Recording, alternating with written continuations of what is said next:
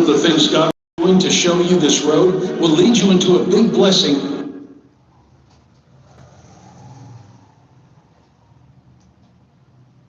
His favor.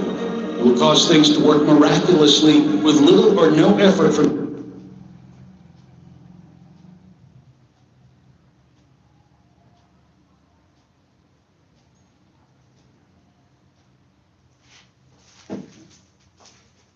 you. It will cause people to help you who wouldn't have done so by themselves. The Bible says that if a man's way pleases God, he will make his enemies to be at peace with him. Joseph is a perfect example too. The Bible tells us that while in the house of slavery, God was with Joseph and granted him favor with his master. Potiphar, even when his desire to please God landed him in prison, the Bible says God granted him favor there too. And though he was a prisoner, he was placed in charge of the other prisoners. How about Daniel and his 3 friends? It must have felt daring to confront the eunuch who was in charge of these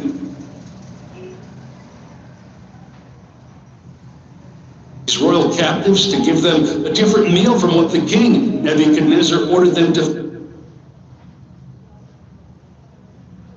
feed on daily, because they didn't want to displease God. However, instead of punishing them, the Bible says that the eunuch agreed.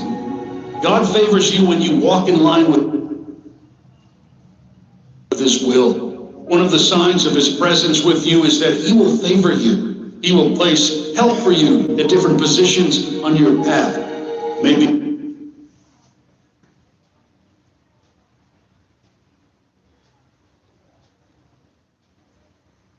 a difficult journey, but somehow along the way you will keep meeting help that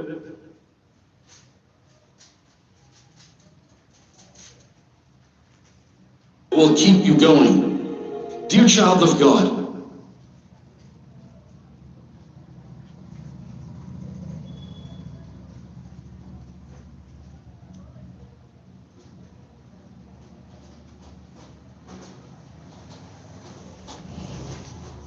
I have said all of this so that I can say this one thing: draw nearer to God and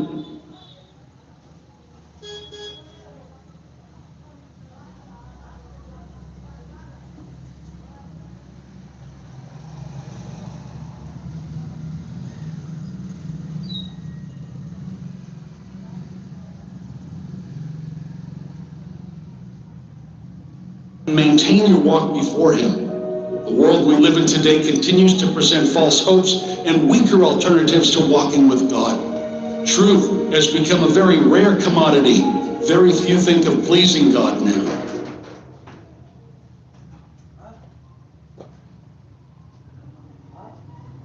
Very few think of honoring God now. However, if you can maintain an attitude of regard for God continually, keeping the faith, regardless of the situations that they may put you into,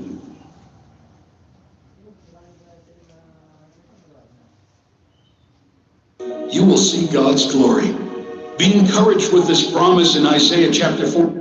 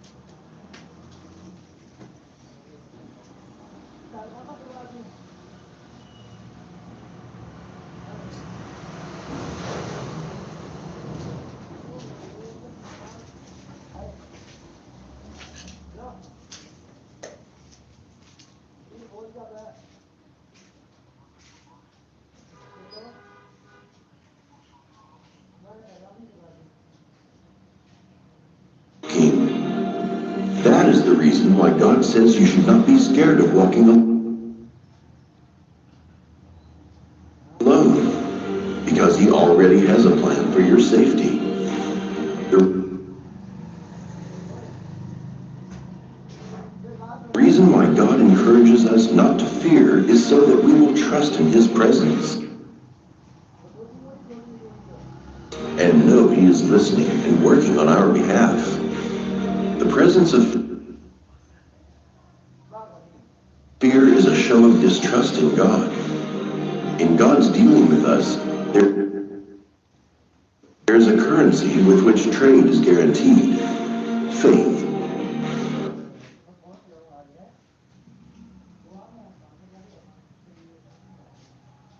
Faith is your ability to trust God to do something and believe it has been done.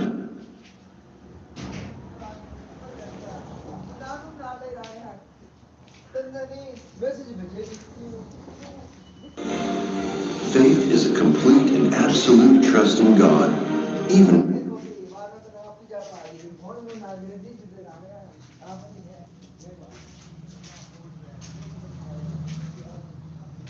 without seeing the physical representation of your answered prayer. This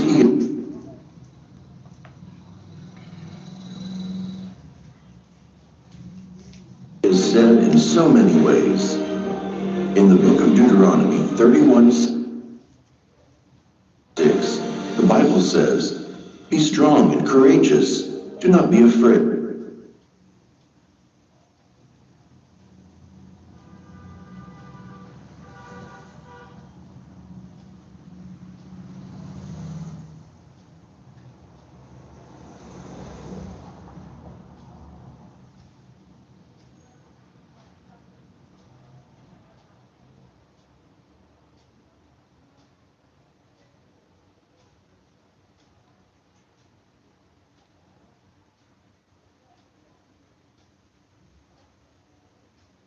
Or terrified because of them, for the Lord your God goes with you."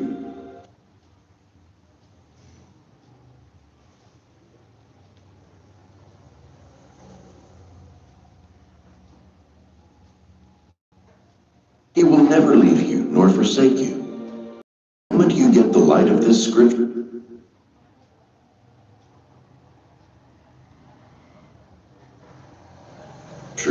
you must start walking in the light there. Be strong and be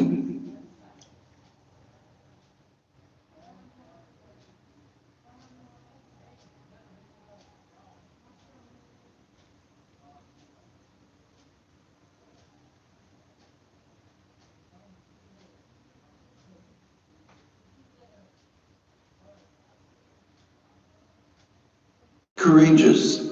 Courage in the fact that you have a God who understands all.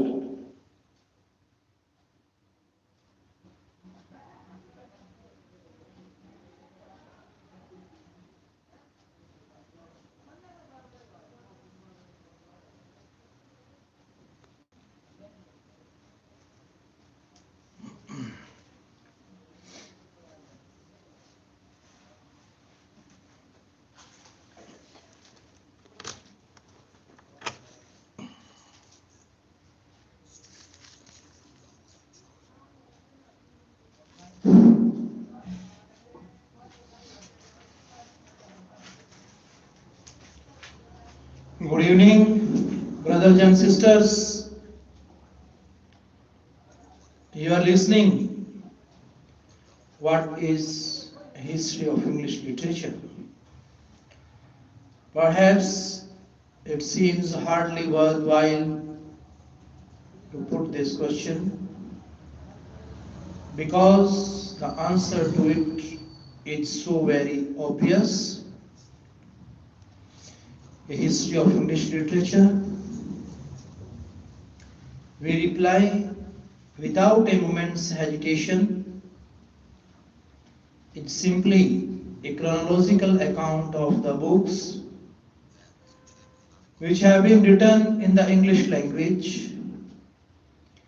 And since we cannot think of a book without thinking also of its author, of the man who wrote them. In a rough way, this answer is alright so far as it goes, but it is too vague and it does not go far enough. It will be well for us, therefore, to pause at the outset of our own work to consider a little closely what it is that a history of English literature, however brief, real involves. Stress may first of all be laid upon the personal element in it, which our answer already recognizes. We cannot, we say, think of a book without thinking also of its author. Every book, in other words, takes us back immediately to the man behind it, of whose genius it is a product, and whose thoughts and feelings it embodies. In a history of English literature, therefore, we must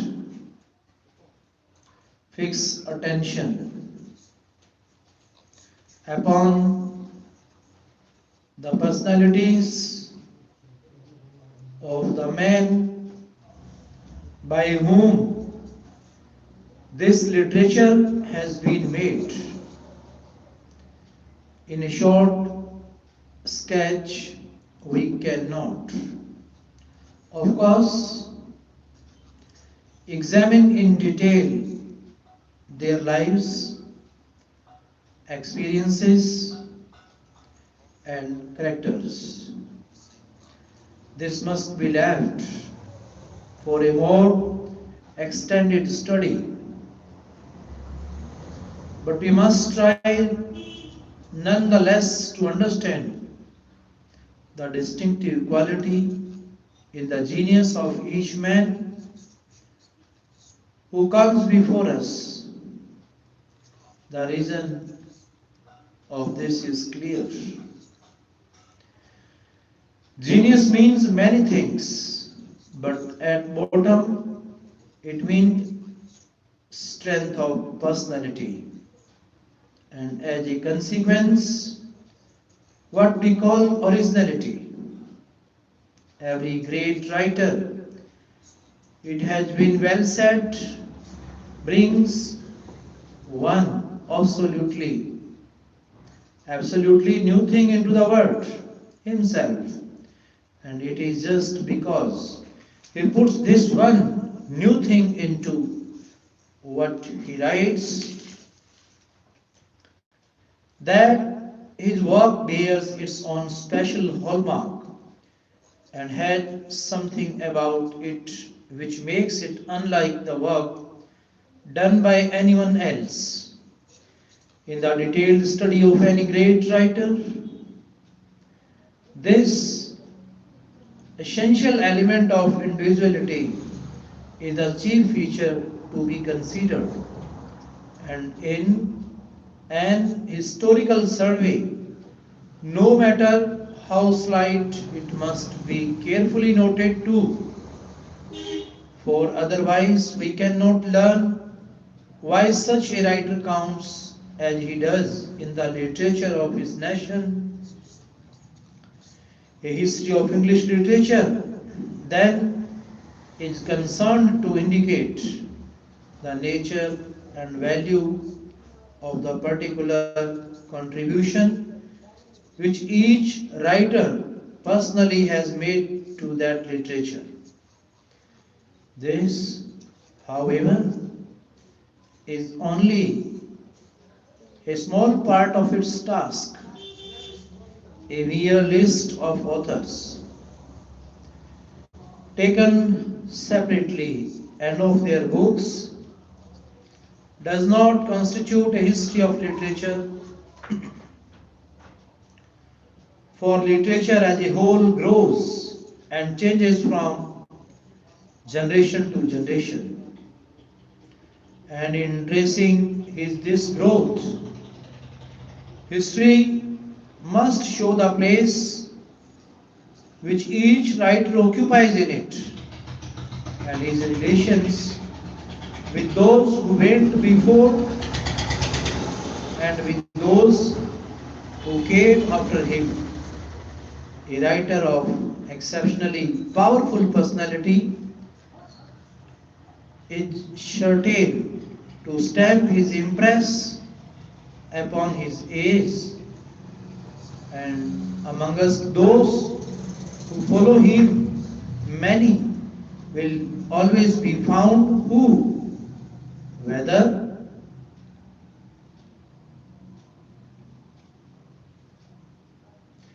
they are conscious of it or not, reveal his influence in their thought and style.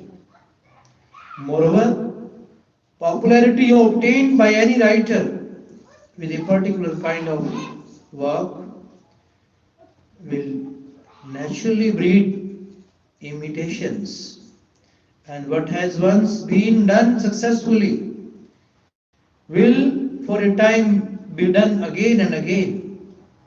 In this way, schools are formed and movements initiated which last for a while, and then when tastes presently change and other schools and movements arise, disappear. Thus, we speak of the school of pop, meaning the whole succession of poets who wrote in the particular style which he had brought to perfection and made current of the classic movement in verse, which, following his lead, these writers carried on, of the romantic movement in prose fiction, which owed its principal impulse to Scott's historical novels, and so on. Such schools and movements always play a large part in the development of literature and are often as important to the student as the individual writer themselves. It must be remembered too that even the most original men, the men who are most completely themselves, have their intellectual ancestry and are often deeply indebted to others for inspiration and example. I have just spoken of Pope's particular style, but this was not his own independent creation, and while it assumed perfection in his hands, it was really the final result of a long movement in verse which had already found one great representative in his immediate predecessors, Dryden. Scott was educated in a romantic school before he became, in his term, a supreme master in that school. We frequently think of Shakespeare as if he stood altogether apart in the literature of his day. But in fact, he took the drama up at the point which it had reached when he began to write for the stage and followed the lines which his forerunners had laid down. The history of literature then must take account of all these things. It must bring out the relationships between writer and group. It must trace the rise, growth and decline of schools and movements. And whenever any given writer had been especially prominent in their evolution, it must consider the influence he exerted in making literature, either by keeping it in the old channels or in directing it into new. We have, however, to go much farther even than this. I have said that literature as a whole grows and changes from generation to generation. This means that as each age has its own particular lines of interest and its own particular way of thinking and feeling about things, so the literature which it produces is governed by certain prevailing tastes, that these tastes last for a time only, and that the taste of one age are sure to differ and are often found to differ enormously from those of our other. Near as we are to the great Victorian era, which was simply the era of our fathers, there is much in its literature which now seems as foreign to us as its fashions in dress. We all know that authors did not write and that there was no public to enjoy the same kind of poetry in Pope's day as in Spencer, or in Scott's day as in Pope's. In Spencer's day, there was boundless enthusiasm for the Fairy Queen, in Pope's for the essay on man, in Scott's for the Lady of the Lake.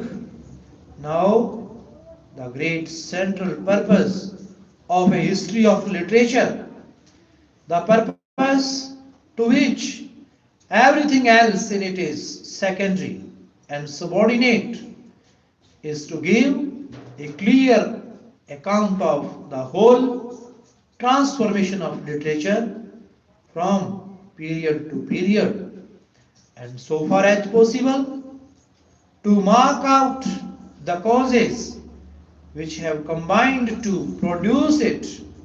Among these causes, as I have already suggested, we have to reckon the influence of individual men, for a great writer will often create a new taste and make a fresh departure in the literature of his time. Yet, while full weight must be given to personal initiative and example, we must be careful not to emphasize their importance to the exclusion of all other considerations. Even the greatest genius is necessarily molded by the culture, ideas, mental and moral tendencies of the world into which he is born. And the character of what he produces is therefore to a large extent determined by these. If a man of powerful personality stamps his impress upon his age, as I have said, he also takes the impress of his age and the success of his work entirely, originally as it may seem to be, is often due to the way in which it meets or anticipates the general taste of the public, to which he appeals.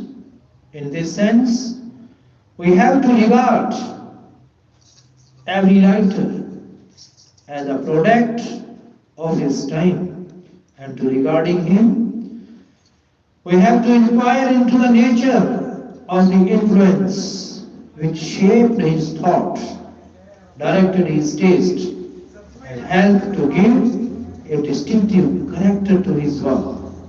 Such inquiry, it is evident, will often lead us rather far afield.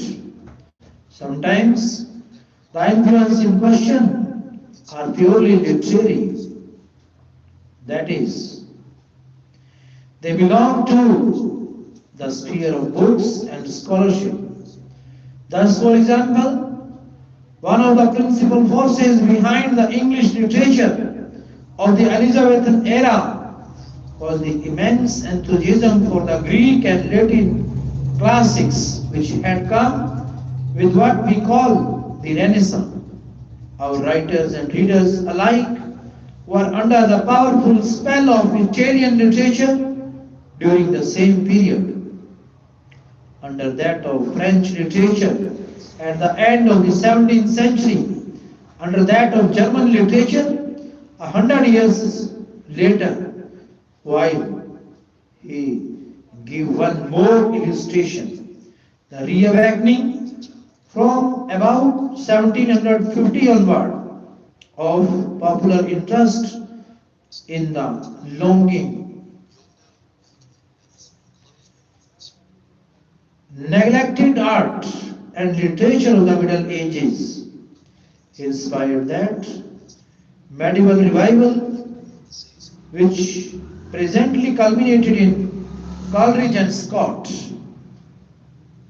In such cases, we see how literature influences introduce new currents of taste which carry even the most independent writers along with them. But often the influences which most profoundly affect literature are not literary.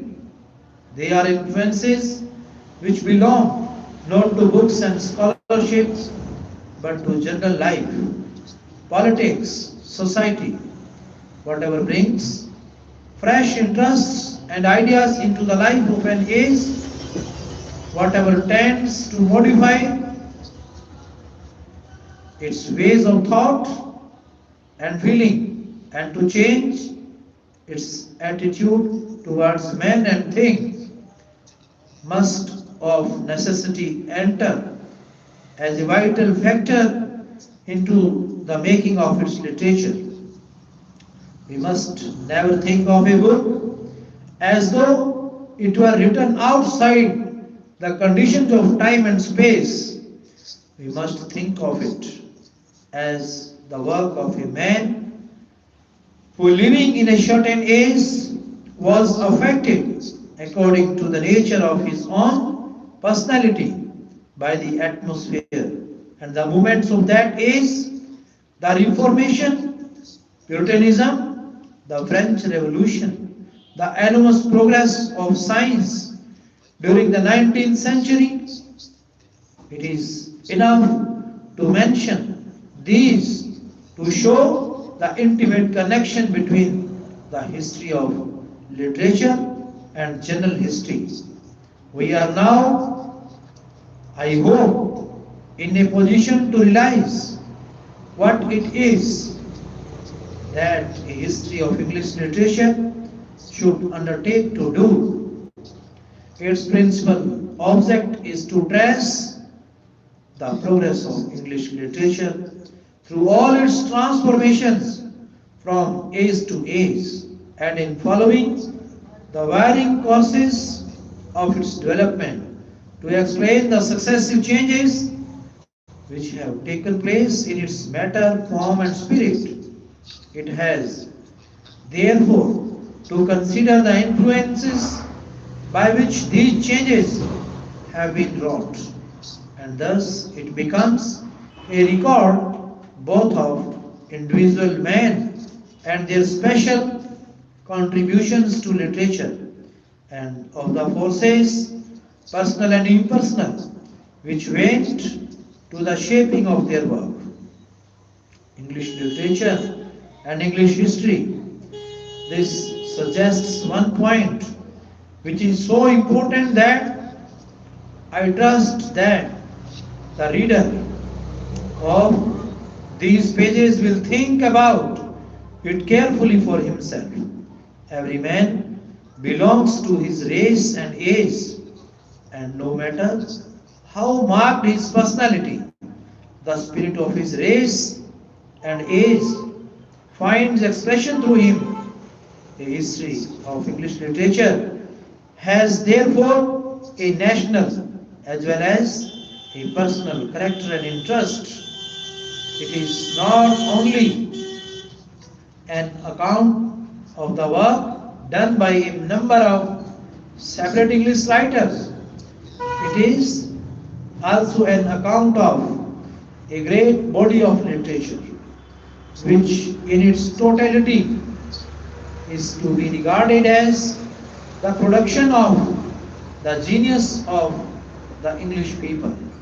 Everything that for good or evil has entered into the making of our nation's life has also entered into the texture of its literature. Ordinary English history is our nation's biography. Its literature is its autobiography. In the one, we read the story of its actions and practical achievements. In the other, the story of its intellectual and moral development.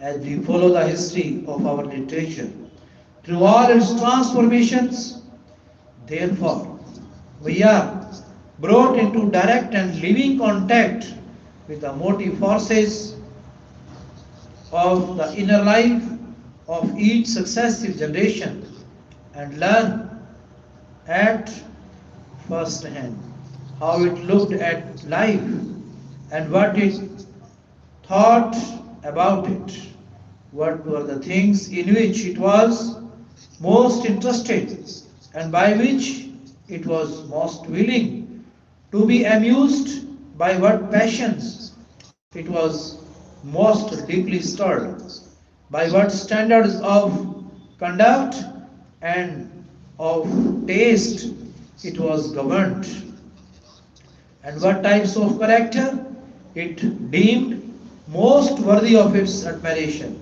In studying English literature according to the chronological method of history, let us always try to think of it as the progressive revelation of the mind and spirit of the English people.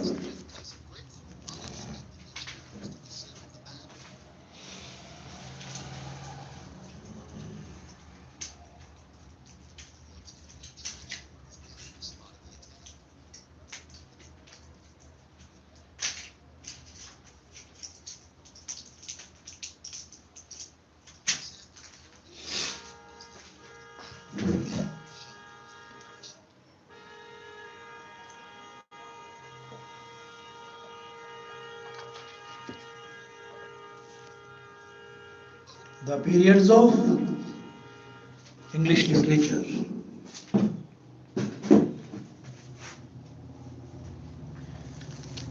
We ought now to have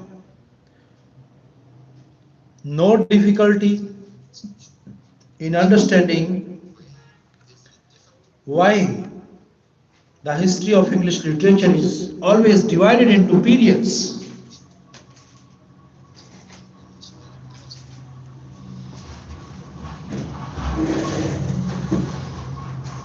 This division is made, it is true, primarily as a matter of convenience, since for purposes of study it is necessary to break a large subject up into parts, but there is also a real justification for it. A period which we properly attach to the term is a certain length of time during which a particular kind of taste prevails, and the literature of which is therefore marked by various common characteristics of subject matter, thought, tone, and style. While the individual writers of such a period will, of course, differ immensely one from another in all the specific qualities of personality, these common characteristics will nonetheless be pronounced features in the work of all of them. Then, with a decisive change of taste, the period in question may be said to come to a close while another period opens. We must be on our guard against treating these periods as if they were rigorously fixed and self-contained, with actual boundary walls between each one and the next. History recognizes only a continuous flow and knows nothing of absolute endings and beginnings. Hence, in fact, age overlaps age, and in strict chronology, a man's work may begin in one and end in another. We can see at once that all proposed divisions have something arbitrary about them. When we remember that Dryden was a man of 43 when Milton died and outlived him only 26 years, and that we yet always consider them not as contemporaries but as representatives of different epochs.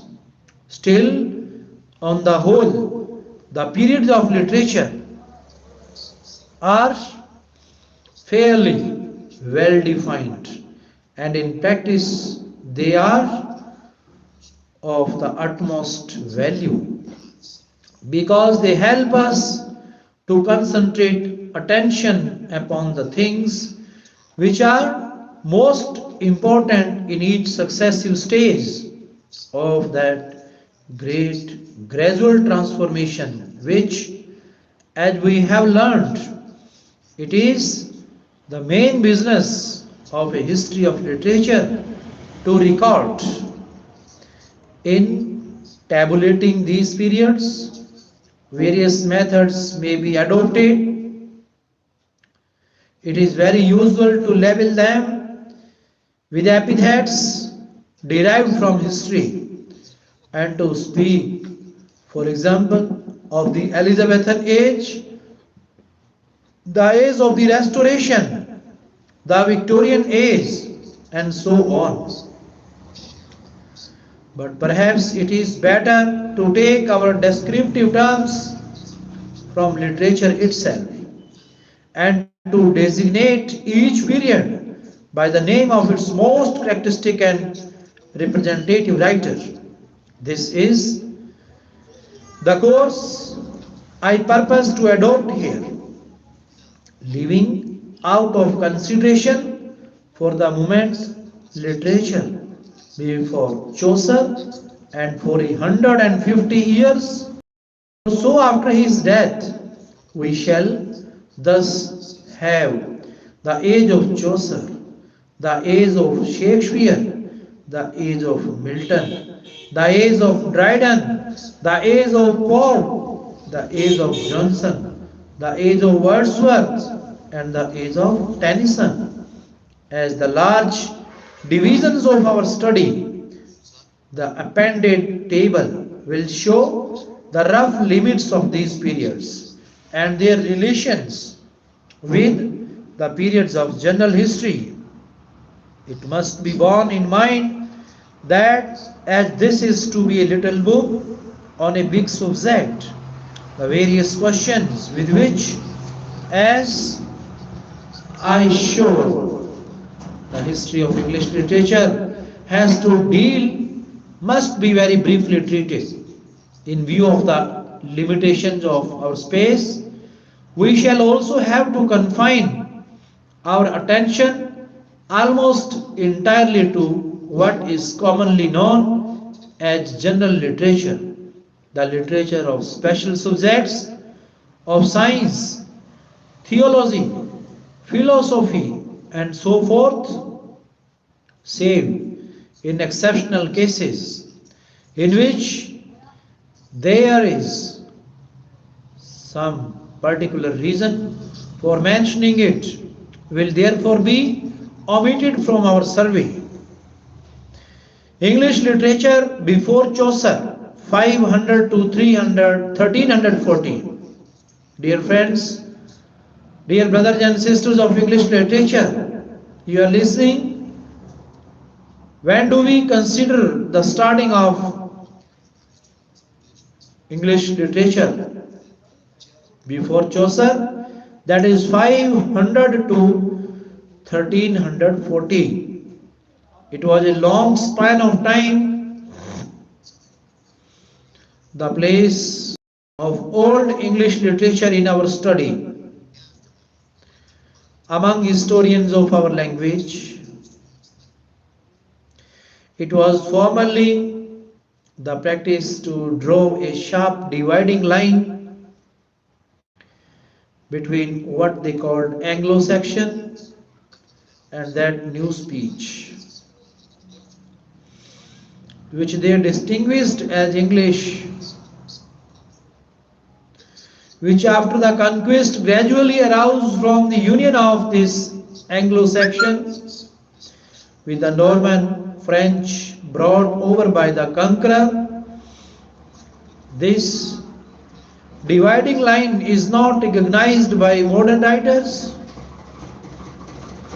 who insist that in its foundations English is essentially a Teutonic language, that the English of the 14th century grew out of the Anglo-Saxon of the 5th by a regular course of evolution, and that nothing occurred at any stage to break its continuity.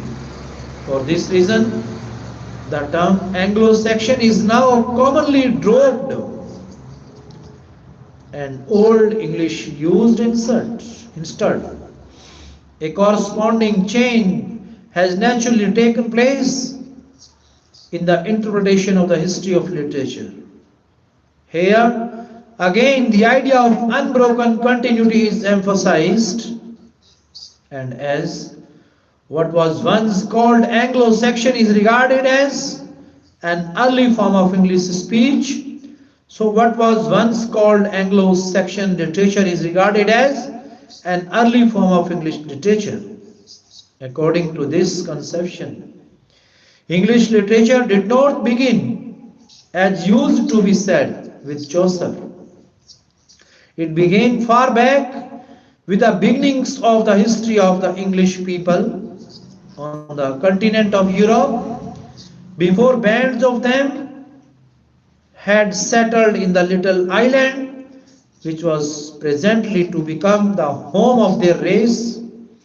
I am not now going to question the modern scientific view, yet we may still recognize the practical convenience, if not the scientific accuracy, of the older view which it has displaced. It is true that we can trace the gradual growth of Chaucer's language by a process of slow, unbroken development out of that which Cadman had used some 7 centuries earlier. But there is still one fundamental difference between Chaucer's English and Cadman's. We have to learn Cadman's Old English as we learn a foreign language, while though Chaucer's Middle English is full of words and idioms which puzzle us, we rightly feel that It is only an archaic form of the same term that we use today. So, with literary style, that of the Cadman is based on principles radically different from Arch. That of Chaucer on principles which are substantially those of our own poetry.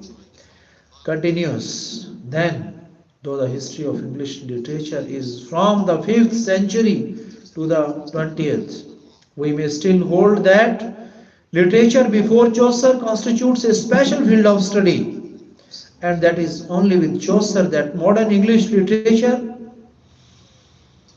definitely begins. Adopting this view here, we will merely sketch with the utmost brevity the growth of our literature prior to the middle of the 14th century and take this period as the real starting point of our narrative. English literature before the conquest. A considerable body of Anglo-Saxon poetry has been preserved, including one piece of immense interest, the epic Beowulf. Of the authorship of this, nothing is known, and its history is still a matter of controversy. But it is probable that it grew up in the form of ballads among the ancestors of English in Denmark and South Sweden. That in this form it was brought by invaders to this country, and that it was here fashioned into an epic, perhaps by some Northumbrian poet about the 8th century, manifestly heathen in origin. It is as it stands the work of a Christian writer. It tells with rude vigor of the mighty feats of the hero whose name it bears. How first he fought and killed the monster Grendel, who for 12 years had wasted the land of the king of the Danes.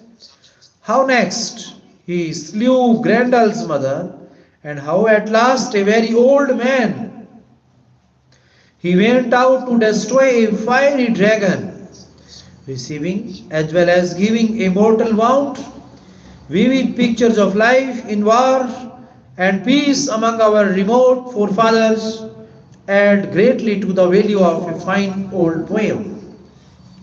Apart from Beowulf, the most important surviving examples of our oldest English poetry are to be found in the works of Cadman and Cynewulf, both of whom belong to the north and to the period immediately following the conversion of the Anglo-Saxon to Christianity, which began at the end of the 6th century.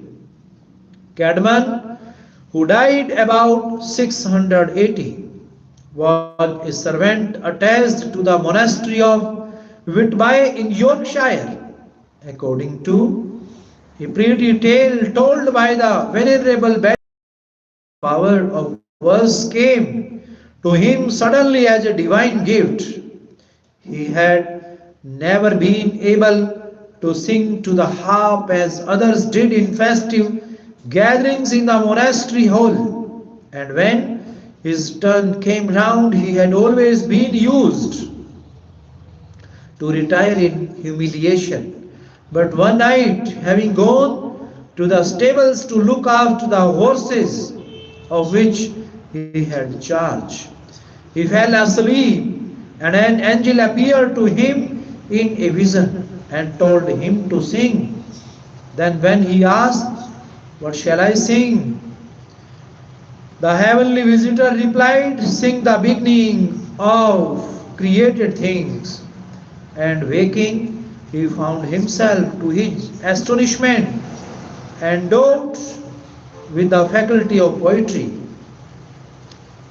3 free paraphrases of scripture which have come to us in a manuscript of the 10th century attributed to him, one dealing with the creation and the fall, the second with the exodus from Egypt, the third with the history of Daniel. But it is now believed that a considerable portion of these poems, if not the whole of them, is the work not of Cadman himself but of his imitators. They were first printed about 1650 by an acquaintance of Milton, and it has been thought, though there is no proof of this, that the great poet may have taken hints from the Genesis in writing Paradise Lost. A miraculous element also enters into the story of Cynewulf's career. Born, it is conjectured, between 720 and 730. He was in earlier life, as he himself tells us, in his dream of the road, a wandering gleeman and a lover of pleasure, but converted by a vision of the cross. He dedicated himself henceforth to religious themes. His works include a poem called Christ, treating of the incarnation, the descent into hell, the ascension and the last judgment, Elne, an account of the finding of the true cross, according to the legend by Helena, the mother of Constantine, the Julina, a tale of Christian martyrdom. While generally sacred in subject and profoundly earnest in feeling, Anglo-Saxon poetry is full of a love of adventure and fighting, and sometimes its martial spirit burst out into regular war poetry, as in the Battle of Brunabur 937, of which Tennyson made a spirited translation. A fondness for the sea, ingrained in our English character, is also another striking feature of it. In form, it rests upon principles of composition radically different, as I have said, from those of which govern modern English versification. In place of our time, it employs beginning rhyme or alliteration, that is, the regular and emphatic repetition of the same letter, while the lines are quite irregular in regard to the number of unaccented syllables introduced. To state the broad rule, each line of an Anglo-Saxon poem consisted of two divisions. The first of these contained two accented syllables, the second at least one, and the accented syllables in each case begin with the same letter. This gives us the normal type of Anglo-Saxon verse, as in this line from Beowulf. Another illustration will be given later from a 14th century poem in which the old alliterative system was preserved. Anglo-Saxon poetry flourished most in the north, prose developed later in the south in general. While interesting from the linguistic and antiquarian point of view, the prose writings which have come down to us possess but little values as literature, though hardly more than a translator. King Alfred 849 to 901 holds an honorable place as the first to put the vernacular to systematic use. Among the works rendered by him into the language which we all understand was the Latin Ecclesiastical history of the Venerable Bede or Beda 673 to 735, who wrote at Jarrow in the kingdom of Northumbria. But the greatest monument of old English prose is the Anglo-Saxon Chronicle, which, though it already existed before Alfred was under his guidance, transformed into a national history, and which was so continued till 1154, when it closed with the record of the death of King Stephen. From the conquest to Chaucer, from the Norman conquest to the beginning of the 13th century, English had a severe struggle to maintain itself as a written language, and as a consequence, English literature, which for nearly 200 years before William's landing had shown little sign of life, now for another period of 150 years almost ceased to exist. Its revival began in the region of John, by which time the long standing hostility between the native population and the invaders had been to a large extent outgrown, and as the famous incident of Magna Charta shows, the two elements had been welded into a single people. The loss of the French possessions of the English crown tended still further to confirm the growing unity of the nation. In these circumstances, English began to assert itself beside the rival tongue, which was already losing ground, and with this, English literature assumes a certain historical interest. It now becomes clear how much has been gained in the meantime by the accumulation of fresh materials from various sources. We see this in the case of the first noteworthy production of the revival, Brett, completed about 1205 by Lehman, a parish priest of Worcestershire. This enormous poem of some 30,000 lines contains the legendary history of ancient Britain, beginning with Aeneas, whose descendant Brutus was the supposed ancestor of the British people, ending with Cadwallader, the last of the native kings, and including, by the way, among innumerable episodes, the stories of Lear and King Arthur. But the point of special importance in connection with it is that it is a paraphrase with additions of a versified chronicle, Bret Angleter, of the Anglo-Norman poet Wace, which in its turn had been based upon the so-called History of Britain 1132 the romantic by the romantic Welsh annalist Geoffrey of Monmouth.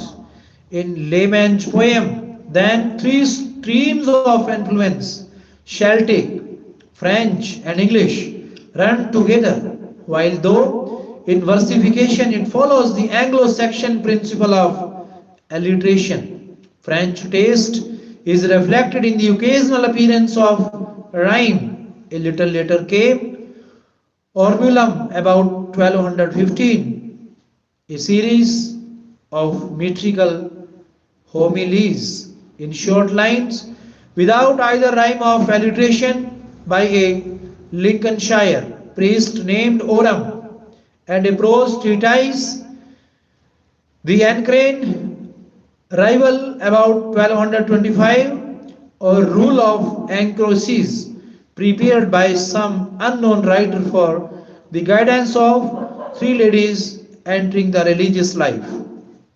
A charming dialogue poem, The Owl and the Nightingale, about 1220, in which the two birds discuss their respective merits, is historically interesting because it discards alliteration and adopts French and rhymes. This is the only other piece of the native 13th century literature which calls for mention. The principal productions of the early 14th century Robert Manning's Handling Sin, a versified account of scripture history, together with many legends of the saints, belong to religious rather than to general literature. The making of the English language.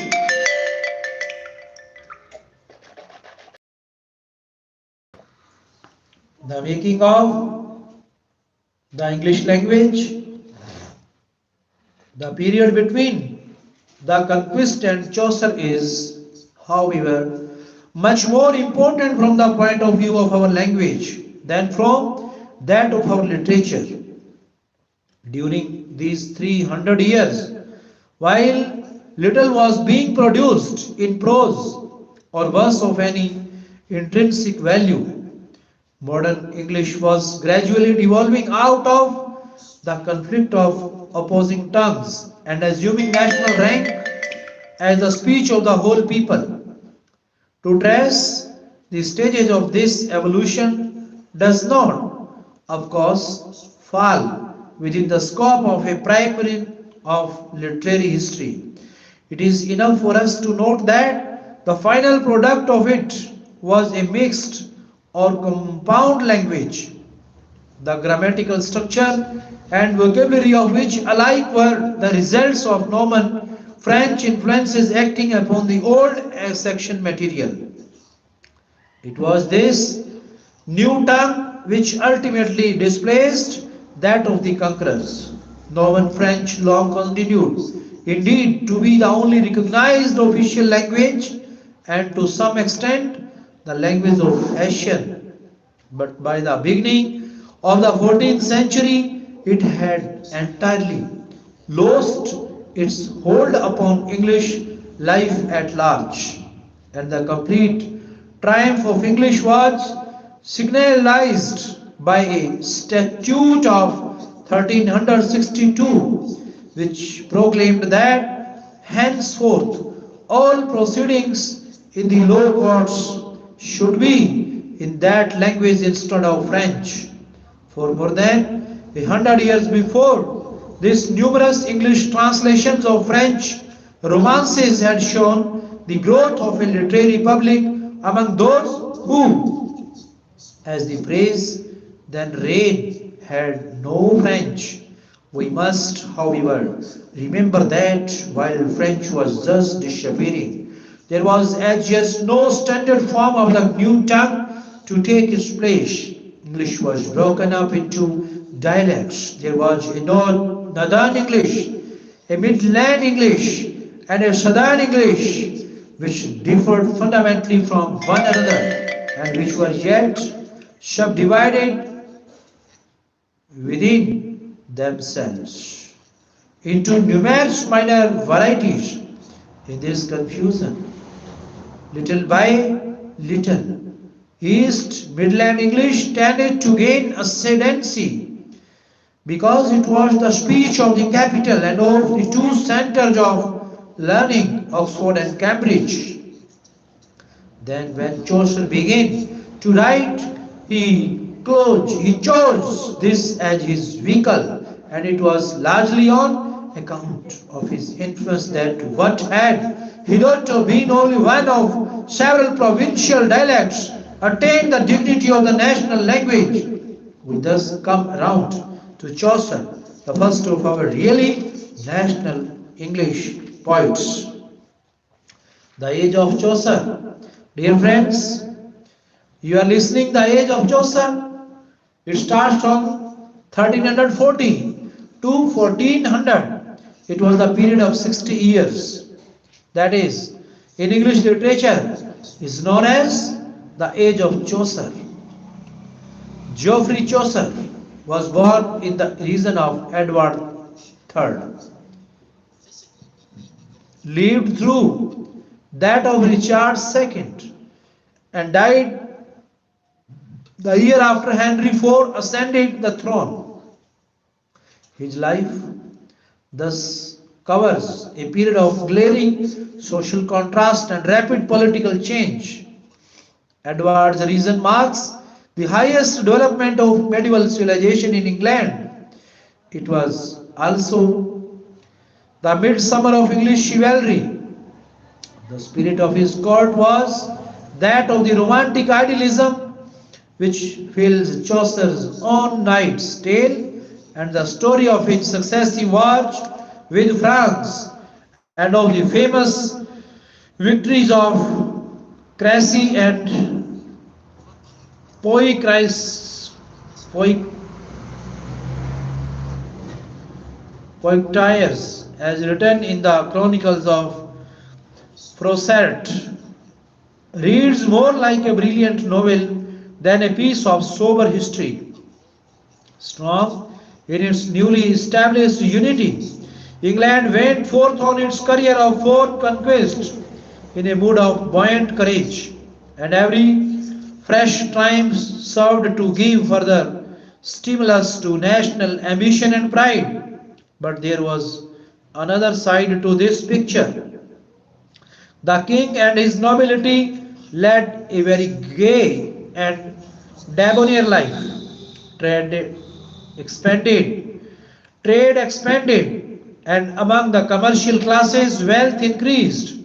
But the masses of the people were meanwhile sunk in a condition of deplorable misery.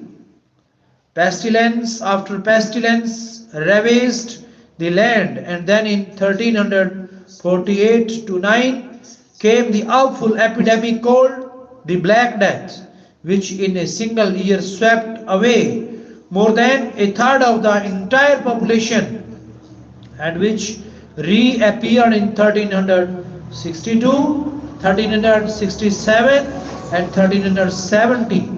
Famine followed plague. Vagrants and thieves multiplied.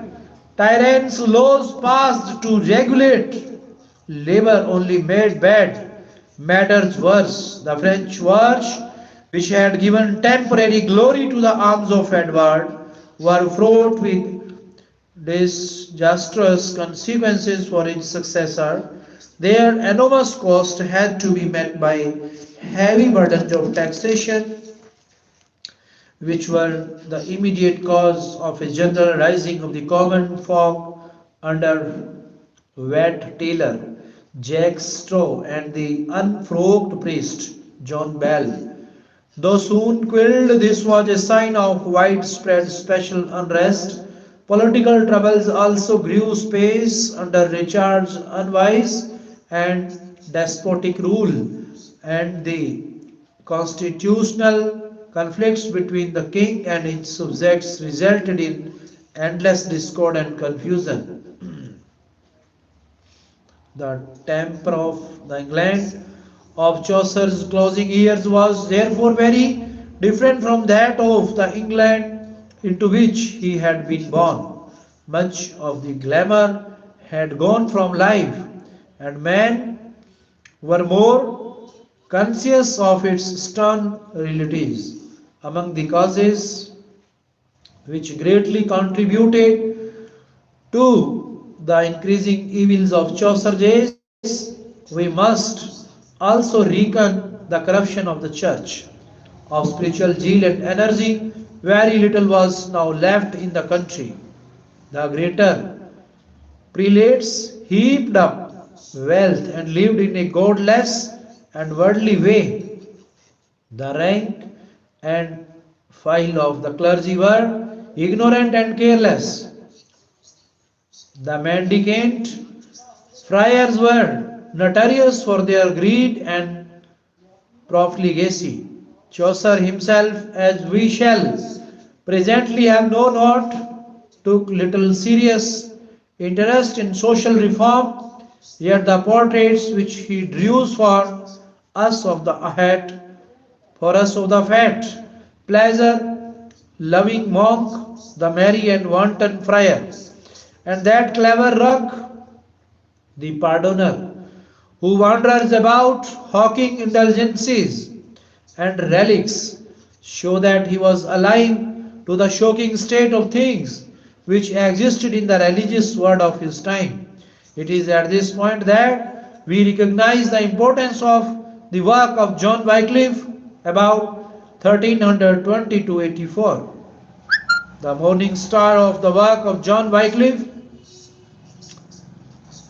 about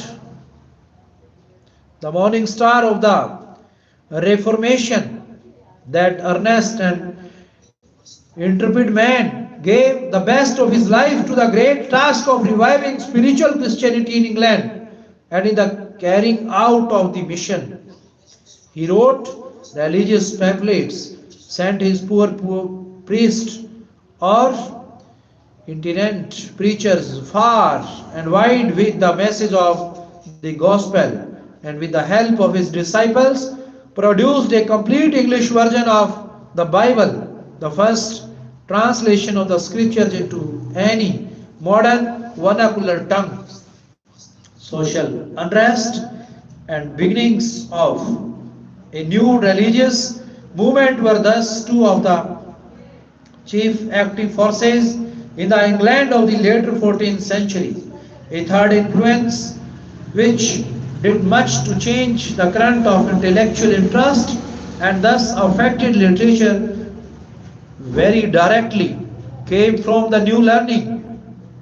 Thus far, scholarship had been largely the concern of the church, the men's thoughts and feelings about themselves, and the world had been governed almost entirely by theology, ecclesiastical ideas, and the medieval habits of mind were still the controlling elements in Chaucer's period, but their sway was now to some extent broken by the influx of the fresh and very different spirit. That spirit had arisen in Italy chiefly from a renewed study of the literature of classical antiquity and from the consequent awakening of enthusiasm not only for the art but also for the moral ideas of Greece and Rome. An enormous impetus was thus given to intellectual expansion and to man's efforts to liberate themselves from theological trammels. The leaders of this great revival were the two celebrated Italian writers, Petrarch, 1304 to 74,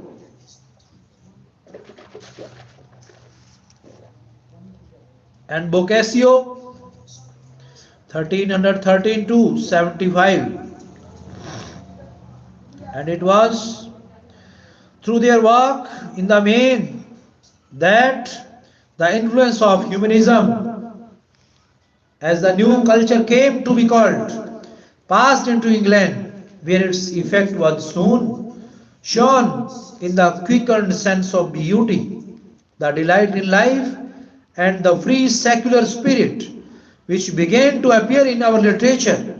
It is here that we mark the rise of the vast and complex movement which was presently to culminate in the Renaissance, and of which we shall have much more to say later. We shall indeed learn that in England adverse conditions long held this movement in check, and that as in the field of religious activity, so in that of intellectual activity, this country had to wait till the 16th century before the promises of the 14th were fulfilled, but though of little power as yet. Humanism has to be included among the formative influences of the literature of Chaucer's age. What was the Chaucer's life? Geoffrey Chaucer, you have heard, popularly well-known poet, who is so much the greatest figure in the English literature of the 14th century that he had shown all his contemporaries completely into the shade, was born about 1340 in London, where his father did a flourishing business as a merchant venture. We know practically nothing about his childhood, but it is evident from the wide and varied scholarship which characterizes his writings that he must have enjoyed the advantages of a liberal education. At 17, he received a court appointment as page to the wife of the Duke of Clarence, Edward III, third son. In 1359, he was with the English army in France, where he was taken prisoner. But he was soon ransomed and returned to England. Sometime after this, he married and became valet of the king's chamber. From that time onward, he was for many years closely connected with the court. He was often entrusted with diplomatic missions on the continent, two of them being to Italy. He was thus brought into direct touch with Italian culture in the days of the early Renaissance, and may even have met Petrarch and Boccaccio, to the former of whom he makes pointed reference in the prologue to the Clerk's Tale. During these years, he received many marks of royal favor and for a time sat in Parliament as Knight of the Shire of Kent. But after the overthrow of the Lancastrian party and the banishment of his special patron, John of Gant, he fell on evil days and with approaching age felt the actual pinch of poverty.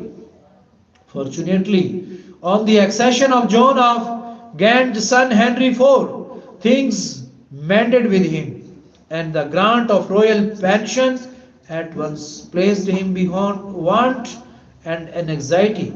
At Christmas 1399, he took a long lease of a house at Westminster, which suggests that he still looked forward to many years of life. But he died before the next year was out and was buried in that part of Westminster Abbey which afterwards came to be known as the Poet's Corner. In studying Chaucer's work, it is important to remember that his education as a poet was twofold. Part of it came from literature, but part of it came from life.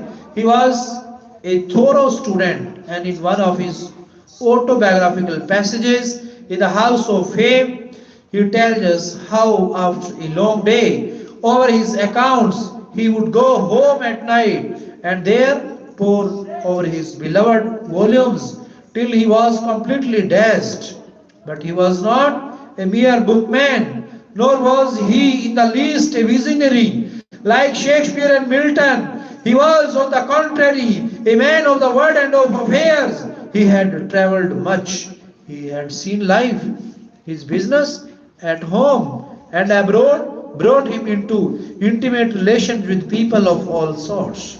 And with his quick insight into character and his keen eye for everything dramatic and picturesque and humorous, he was precisely the kind of poet to profit by such varied experiences. There is much that is purely bookish in his writings, that in the best of them we are always aware that he is not merely drawing upon what he has read, but that his genius is doing fed by his wide and deep knowledge of his life.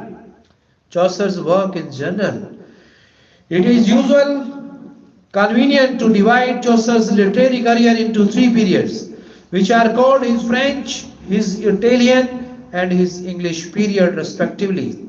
His genius was nourished, to begin with, on the French poetry and romance, which formed the favorite reading of the court and cultivated society during the time of his youth.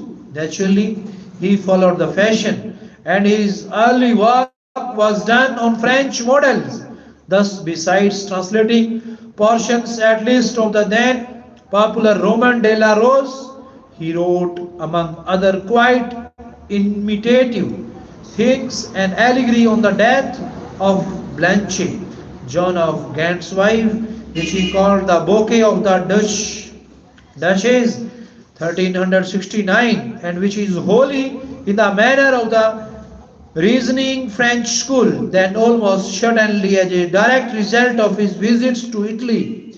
French influences disappear and Italian influences take their place. In this second period, 1370 to 84, Chaucer is the disciple Chaucer is the disciple of the great Italian masters, for the house of fame clearly owes much to Dante, while Troilus and Cresside, by far his longest single poem, is based upon and in part translated from Boccaccio's Philostrato. To the close of this period, the unfinished Legende of Good Women may also be referred. Finally, he ceases to be Italian as he had ceased to be French and becomes English. This does not mean that he no longer draws freely upon French and Italian. He continues to do this to the end. It simply means that instead of being merely imitative, he becomes independent, relying upon himself entirely even for the use to which he puts his borrowed themes. To this last period belong, together with sundry minor poems, the Canterbury Tales, in which we have Chaucer's most famous and most characteristic work. The Canterbury Tales, these are a collection of stories fit into a general framework which serves to hold them together. Some of them were certainly written earlier and before the framework had been thought of, but we put the tales as a whole into Chaucer's third period because it was then that most of them were composed and that the complete design shaped itself in the poet's mind. That design explains the title. A number of pilgrims on the eve of their departure meet at the Tabard Inn in Southwark, where, as it chances, Chaucer himself is also staying, and as he too is bent on the same errand, he is easily persuaded to join the party. Pilgrimages were very popular in the 14th century. They were often undertaken, as here, in companies, partly for the sake of society by the way, and partly because of the dangers of the roads. And it must be admitted, their prevailing spirit was anything but purely devotional. The pilgrims, sometimes the pilgrims went as Chaucer's wife of Bath had already done as far afield as Rome and Jerusalem. But one of the favorite expeditions nearer home was so the shrine of the murdered Saint Thomas a Becket at Canterbury, and thither these particular pilgrims are bound. The jolly host of the Tabard, Harry Bailey, gives them hearty welcome and a supper of his best, good victual and strong drink to match. And after they are satisfied, he makes the proposal that to beguile the tedium of the journey, each member of the party shall tell two tales on the way to Canterbury and two on the way back, that he himself shall be the judge, and that the one who tells the best tale shall be treated by all the rest to a supper on their return to the Tabardine. The suggestion is applauded, and these Canterbury Tales are the result. All this is explained in the prologue, after which Chaucer proceeds to introduce his fellow pilgrims, though limited to what we may broadly call the middle classes. The company is still very comprehensive. The military profession is represented by a knight, a squire, and a yeoman. The ecclesiastical by a prisoner, a nun, a monk, a friar, a summoner, a pardoner, a poor parson, and a clerk of Oxford who is student of divinity. Then we have a lawyer and a physician, and running down the social scale, a number of miscellaneous characters whom one cannot well classify: a franklin, a merchant, a shipman, means a sailor, a miller, a cook, Emancipal means caterer or colleagues. A rive means land steward. A harb a haberdasher, a carpenter, a weaver, a dyer, a tapisher means tapestry maker. A plowman means the poor parson's brother, and a well-to-do West Country cloth maker named Alison, who, however, is better known as the wife of Bath. In his descriptions of the most prominent of these people, Chaucer's powers are shown at their very highest, and this prologue is a masterpiece of insight, sureness of touch, discrimination, and subtle humor. All the characters are individualized, yet their thoroughly typical quality gives unique value to Chaucer's picture of man and manners in the England of his time. As according to program, each of the pilgrims was to have told four stories. The poet's plan was a very large one. He lived to complete a small portion only. For the work, as we have it is merely a fragment of 24 tales, yet even as it stands, its interest is wonderfully varied. For Chaucer is guided by a sense of dramatic propriety, and so far the tales differ in character as widely as to those by whom they are told. Thus, to take extreme examples, we have the chivalrous epic of the knight and the clerk's beautiful account of the patient Griselda's wifely devotion, balanced in strange contrast by the coarse farcical stories of the miller and the reeve. It should be noted that in no case are the tales original in theme. Chaucer takes his raw material from many different sources, and the range of the reading and his quick eye for anything and everything which would serve his purpose wherever he found it are shown by the fact that he lays all sorts of literature, learned and popular, Latin, French, and Italian under contribution, but whatever he borrows, he makes entirely his own, and he remains one of the most delightful of our storytellers in verse. His finest work as a narrative poet is The Knight's Tale, which, in accordance with the law of dramatic propriety, is heroic in subject, chivalrous in sentiment, and romantic in tone, based on the Tacit of Boccaccio. It tells of two young cousins of royal blood named Palamon and Arcite, who, when Duke Theseus makes war against their city of Thebes, are taken captive by him and imprisoned in a tower of his palace. From their window, one May morning, they chance to see Emily, the beautiful sister of the Duke's wife, walking in the garden beneath, whereupon their lifelong friendship is shattered in an instant and they become rivals in love.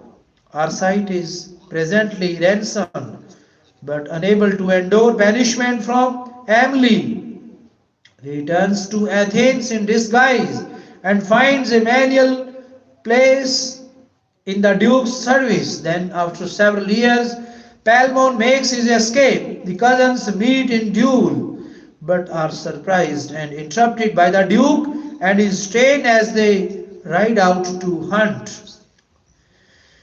Theseus dooms them both to death on the spot, but relenting on the petition of the lady, spares their lives on condition that each shall collect 100 knights and that the case shall be decided in a great tournament, the hand to Emily's being the victor's prize. In this tournament, our sight falls, and the story ends with the nuptials of Palamon and Emily. Brilliant in itself, this fine tale is also intensely interesting as the embodiment of that romantic spirit which, as we have seen, prevailed in the court circles of Chaucer's youth. Nominally, it is a tale of the heroic age of Greece, but as yet no notion existed of what we call historic truth and everything in it. Characters, sentiments, setting is medievalized. It is in fact an idealized picture of the fast vanishing Middle Ages and is speed and is steeped in the atmosphere of chivalry. Its account of the tournament, its presentation of the principles of knightly ethics, and the vividness with which it portrays the chivalrous conception of love are among the features of it which we should specially note in studying it from the historical point of view. Dear friends, your presence is really praiseworthy, appreciable, and admirable for listening the beginning of English literature for our learners and scholars, those who are studying in India and abroad, in the different universities and colleges. General characteristics of Chaucer's poetry. Chaucer was not in any sense a poet of the people. He was a court poet who wrote for cultured readers and a refined society. The great vital issues of the day never inspired his verse. He made his appeal to an audience composed of the favored few who wanted to be amused by comedy or touched by pathos or moved by romantic sentiment, but who did not wish to be disturbed by painful reminders of plagues, famines, and popular discontent. Thus, though he holds the mirror up to the life of his time, the dark underside of it is nowhere reflected by him. It is significant that his only mention of the peasants' revolt is in the form of a humorous reference in the Nemesis priest tale of the cock and the fox. It is true that, as we have seen, he felt the religious corruptions of the world about him, and not only his satiric portraits of unworthy churchmen, to which I have referred, but also his beautiful companion study of the poor parson, who was indeed no hireling, but a real shepherd, show its sympathy in a general way with some of Wycliffe's ideas, but on the whole he left burning question alone, which was an easygoing, genial, tolerant nature, and nothing of the reformer went to its composition. The serious note is indeed sometimes heard in his poetry, as shown, for example, he writes that thee sent receive in Buxomnes, the wrestling of this word asketh a fall. Here is no who, here is but wildernesses.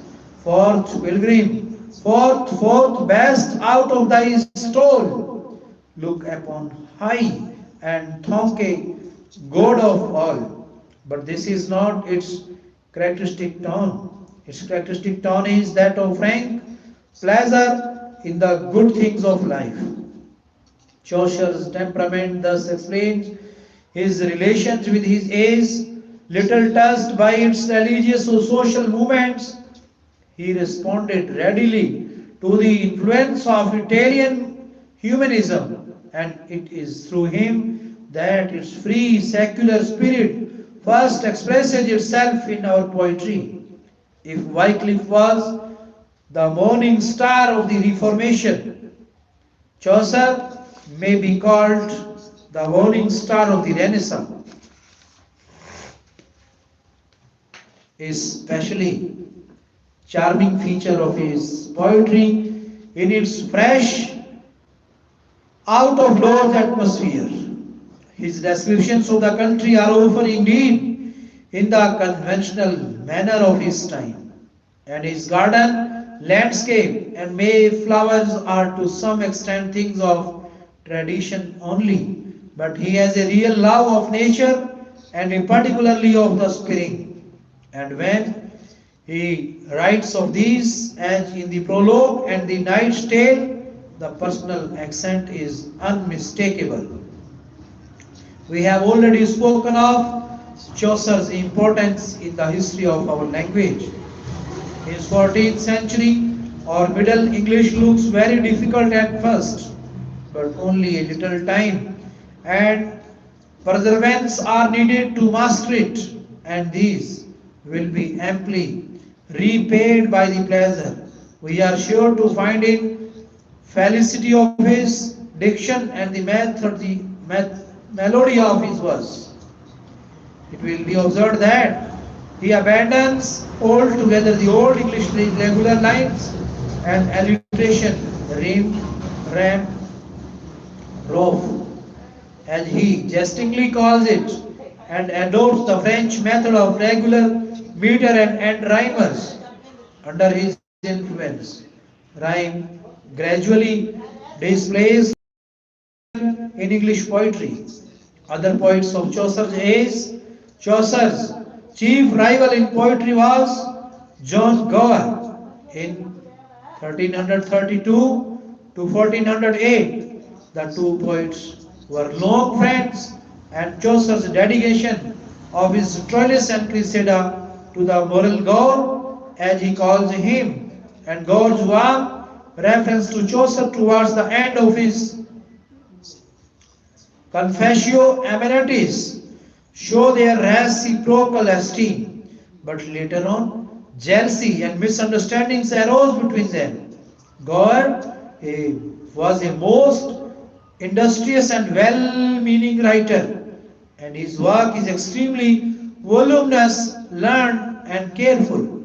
But he had nothing of Chaucer's vivacity and charm. For the most part, he is hopelessly dull, unlike Chaucer, who from the first realized the possibilities of the English tongue. He found it hard to make up his mind concerning the best medium for his poetry, and of his three long poems, one Speculum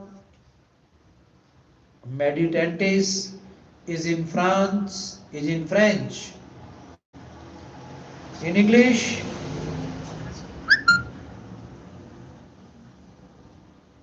another works Clementis in Latin, the third Confessio Amenitis in English. It is in this last name that he most distinctly challenges comparison with Chaucer, for the body of it consists of tales introduced to illustrate the evils wrought by the seven deadly sins in temper and attitude towards life. Again, the two differed radically. God took a very gloomy view of the social conditions of the time. His works, Clementis, is largely concerned with Wat Taylor's rebellion, and his criticism of the clergy is sphere.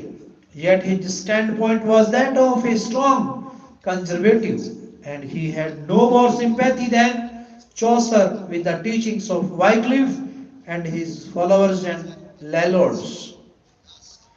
In striking contrast with both Chaucer and Gower, who, deep as were their individual differences, were alike poets of the court, stands a third writer of this age, William Langland, 1330 to 1400, who was essentially a poet of the people. Of the man himself, we know very little. He seems to have been the son of a Franklin, to have been born in the neighborhood of Malvern, and to have lived a life of poverty and struggle. Of his character, however, we have a clear revelation in his work. The vision of William concerning pious, the plough man, an enormous allegorical poem which in its final shape runs to upwards of 15,000 lines. Rambling, confused, and almost formless, the vision has small claim to be regarded as a piece of literary art, but its defects on this side are redeemed by its vibrant moral earnestness. Under the conventional device of a dream, or more exactly a series of dreams, the poet boldly attacks the social and ecclesiastical abuses of the day, the greed and hypocrisy of the clergy, and the avarice and tyranny of those who sit in high places. It is this vision that we have to turn if we would complete Chaucer's picture of 14th century England by putting in dark shadows. Langland's spirit is strikingly Puritan and democratic. He was not indeed a Wycliffe, nor politically was he a revolutionist, but he was profoundly moved by the misery of the masses. He was an ardent champion of their cause, and he sought to bring English religion back to the simplicity and purity of gospel truth. It is an interesting commentary upon the character of the poem that, written expressly for the people instead of for the court, its language and style are far more rustic and old fashioned than those of Chaucer's work. Its dialects is a mixture of southern and midland English. And the last important poem to be written in this way, it adheres to the Anglo-Saxon principles of alliteration as in the opening lines. In a somber session when soft was the sun, I soaked me in shoulders as I slept well. One another 14th century poet deserved passing mention, the Scottish John Barber, 1316 to 95, who for a time was Archdeacon of Aberdeen. As the real father of Scottish poetry, he holds certain places in literature. His fame rests on his long poem, The Bruce, in which the great deeds of Robert Bruce are recorded in spirited narrative. Prose of Chaucer's age. Under this head, there is little to record. Chaucer's own few prose writings, such as his translation of Boethius and his treatise on the astrolabe, are not important. Wycliffe's Bible is an interesting example of vigorous, artless English, and his controversial pamphlets help to show the capabilities of the vernacular at a time when Latin was deemed the only fitting vehicle for theological discussion. But the great prose work of this period is the singular volume which goes by the title of the Travels of Sir John Mandeville. According to the specific statement of the preface, this Mandeville was born at St. Albans and set out on his journey in 1322. And his book purports to give a circumstantial account of what he had seen and heard during many years of wanderings in the Holy Land and the Far East.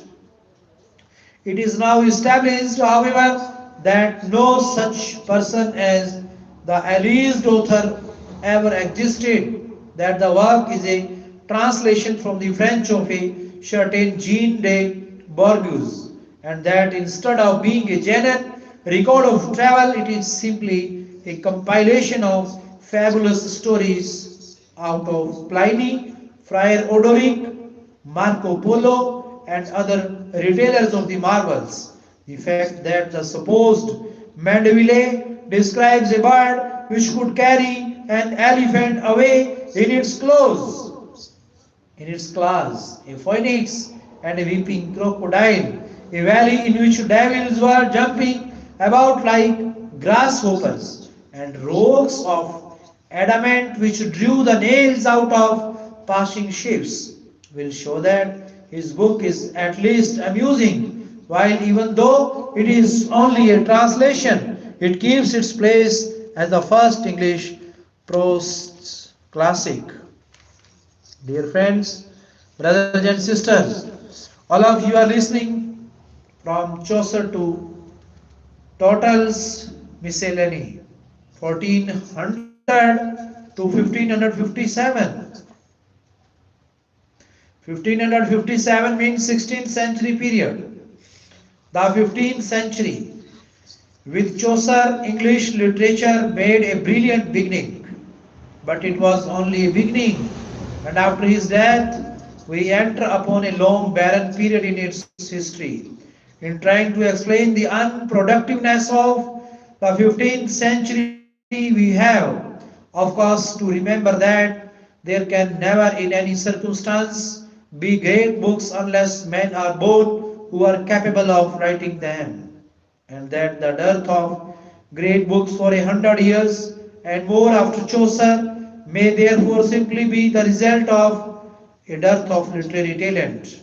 It is perhaps noteworthy that the 15th century was not in England an age of great men in any field of captivity, but we must also recognize that even when talent exists, it depends upon favorable conditions for its expression. And in the 15th century, conditions were the reverse of favorable, little affected by the labors of Wycliffe. Religion continued to degenerate, and persecution was employed to stamp out all efforts towards reform. The free movement of thought was thus checked. The country was distracted by political conflicts, which culminated in the 30 years struggle for power in 1455 to 86 between the houses of York and Lancaster. In these wars of the rose, many of the great nobles were killed, and the old order of feudalism severely shaken at its foundation. The low state of education has also to be emphasized. Such mental activity as still was to be found in the universities was wasted in the endless and profitless controversies over the dry abstractions of the medieval philosophy, while outside these centers of learning, and especially among the fast rising middle classes, a mercenary and sordid spirit prevailed, which was hostile to intellectual interest of any kind. In 15th century England, there was little enough to inspire and much to impress literary genius. We shall indeed see presently that signs of new life became increasingly apparent as the century ran its course. But we may conveniently postpone the consideration of these till we come to deal with the revival of the early 16th century, poetry of the 15th century. The poor quality and general lifelessness of 15th century is at once suggested by the fact that the greater part of it is imitative. Nearly all the poets tried to walk in Chaucer's footsteps, and with little of his genius labored to reproduce his matter and style. Here and there, real sympathy of mind and a touch of genuine power gave birth to work having a distinct merit of its own, as is the beautiful The Flower and the Leaf, a poem long ascribed to Chaucer himself, but now referred to some anonymous writer of his school, but on the whole, like all merely imitative things in art, such productions are of slight permanent value. Of these Chaucerians who were numerous, the best known are Thomas Oakley or Hoagley, 1370 to 1450, and John Lydgate 1370 to 1451, both of whom were very voluminous. Hoagland wrote a long poem called the Governale of Princes. In Chaucer, the seven-line stanzas rhyming A, B, C, C, and in the prologue, in which he tells us much about himself, describes his grief on Chaucer's death and signs his master's praises. Among his minor poems is one entitled Murder of Gods, which was formerly printed with Chaucer's own works. Lydgate, a learned Benedictine monk of Bury, St. Edmund, poured out an enormous quantity of verse. His longer productions being the story of the thieves, the story of the thieves, the Troy Bouquet, and the Felix of Princes, the last based on a French paraphrases of a Latin work by Boccaccio. The best poetry of the 15th century, however, was written in Scotland, where, though the influence of Chaucer was very marked, the spirit of originality was far stronger than in the South. There is not much originality, indeed, about the King Queer. That is book, a long poem in which James I of Scotland, 1394 to 1437, tells of his love for the Lady Jane Beaufort, the Duke of Somerset's daughter, who afterwards became his wife. But the genuineness of its personal feeling gives life to its verse. It is written in the Chaucerian seven-line stanza just referred to, which from this use of it is often called the rhyme royal.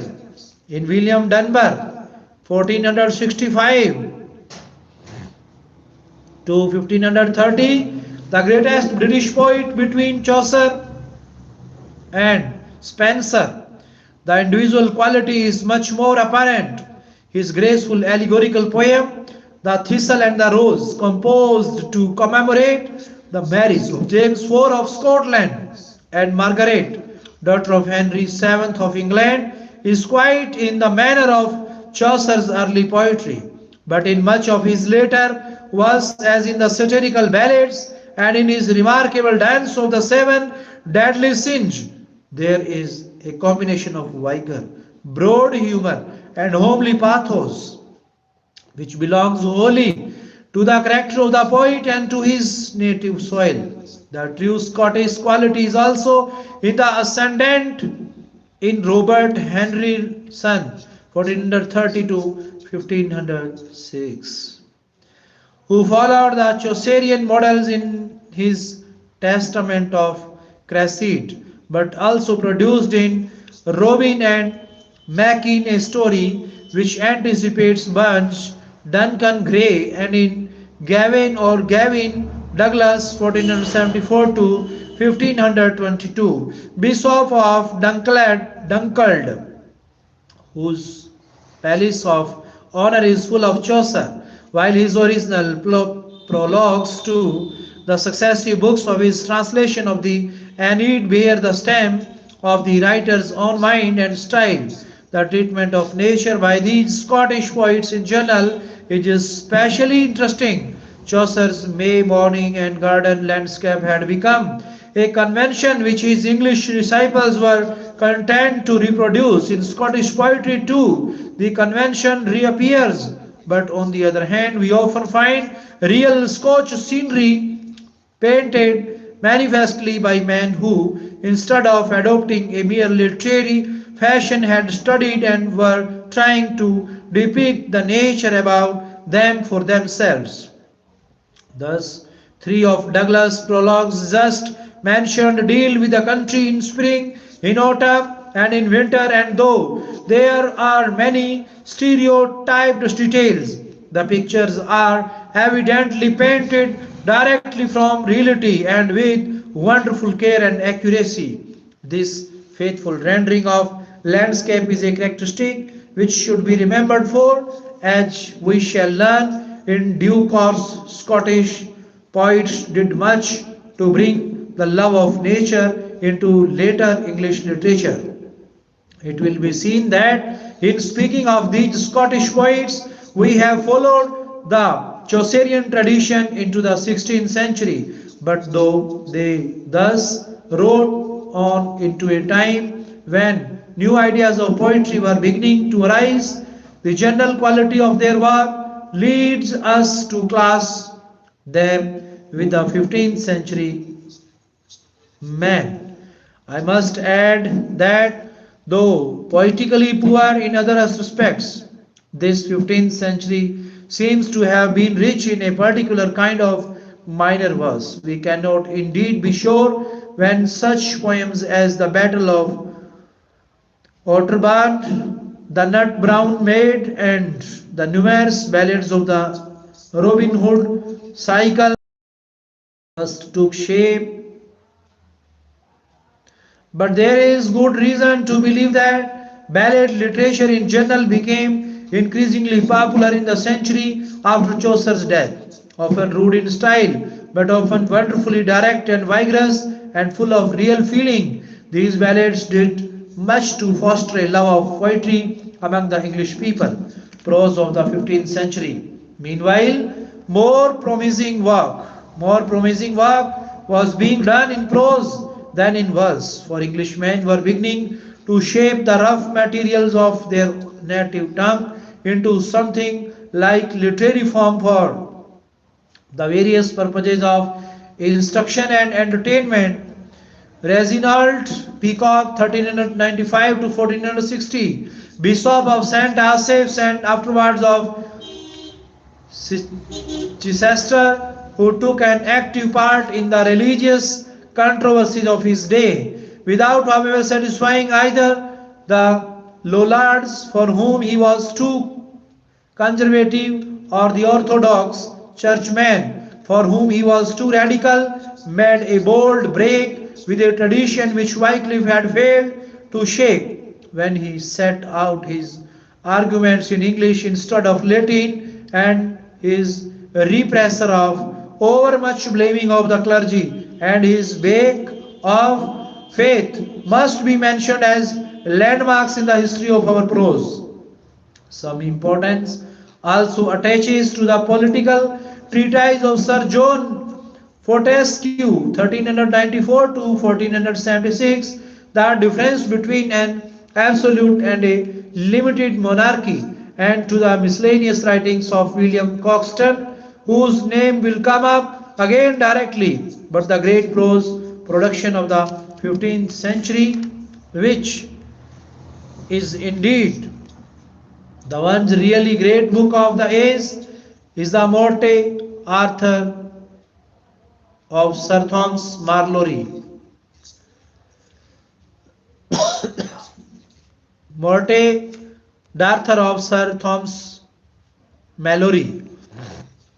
Of the author, we know nothing for certain, except that he was a knight, and that, according to Caxton's statements, he completed his work in the 19th year of King Edward IV, that is in 1470.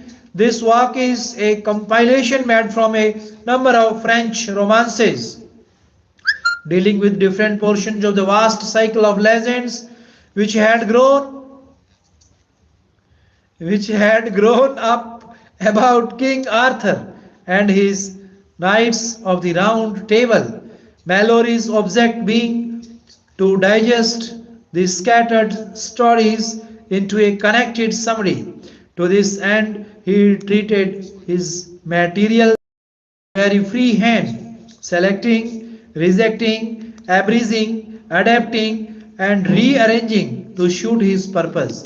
His narrative has little unity or proportion, yet when the immense difficulties of his task are considered, we must give him full credit for the measure of success which he certainly achieved in an age when the medieval spirit was fast dying and the old feudal order rapidly becoming a thing of the past.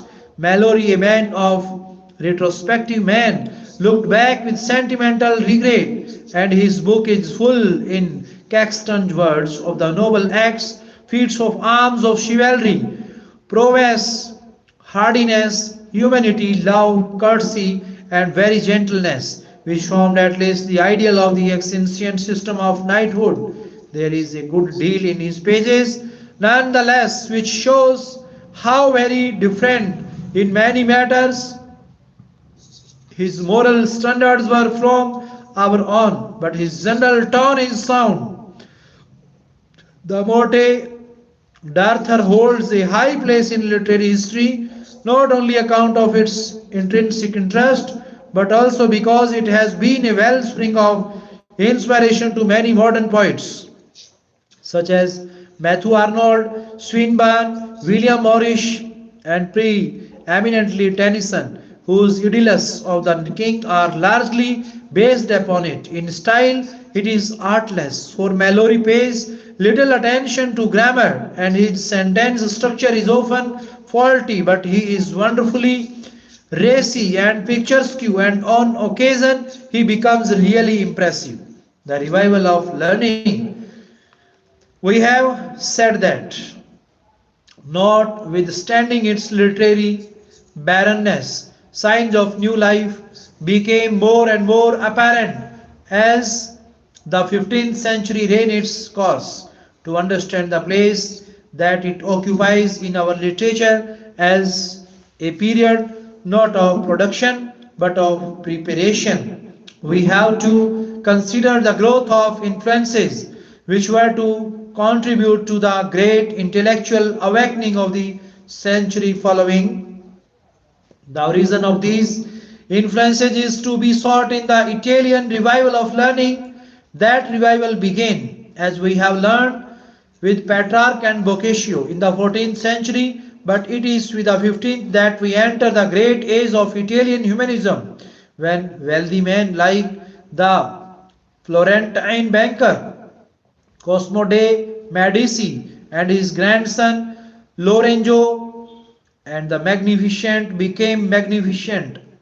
Muni, magnificent became munificent patrons of scholarship and the arts. When monastic libraries were rain-shaked and innumerable long forgotten treasures of Greek and Latin literature brought to light, and when a boundless enthusiasm for classic studies swept through the whole educated community. In the development of literature, this revival of learning worked in two ways. It did much to emancipate thought from the bondage of medieval theology by restoring the generous spirit and ideals of pagan antiquity, and it presented writers with literary masterpieces which they might take as models for their own efforts. For these two reasons, the Renaissance is rightly regarded as a chief force in the making of modern European literature. Hence, the importance of the fact that England now began to share in these new liberalizing movements. English scholars crossed the Alps to study at Padua, Bologna, and Florence, bringing back with them the inspiration which they had received in these great centers of culture. And thus, before the century was out, the new learning was firmly established at Oxford and Cambridge. Young Englishmen of rank considered a visit to Italy a necessary part of their education in the arts of life, and in this way another channel was opened up through which Italian humanism flowed into English soil.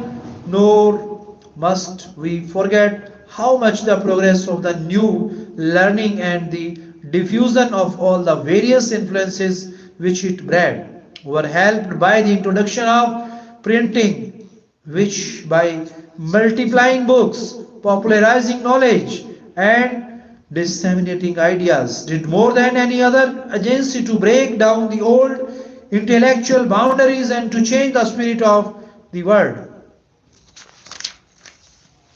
William Caxton, who, setting up his press at Westminster in 1476, became our first English printer, thus deserves recognition as one of the great forerunners of the intellectual revival of the 16th century, literature of the early Renaissance in England. The results of this revival are first shown in the literature of the early Tudor period, which historically is of great significance as the prelude to that splendid outburst of creative energy which was to give glory to the age of Elizabeth.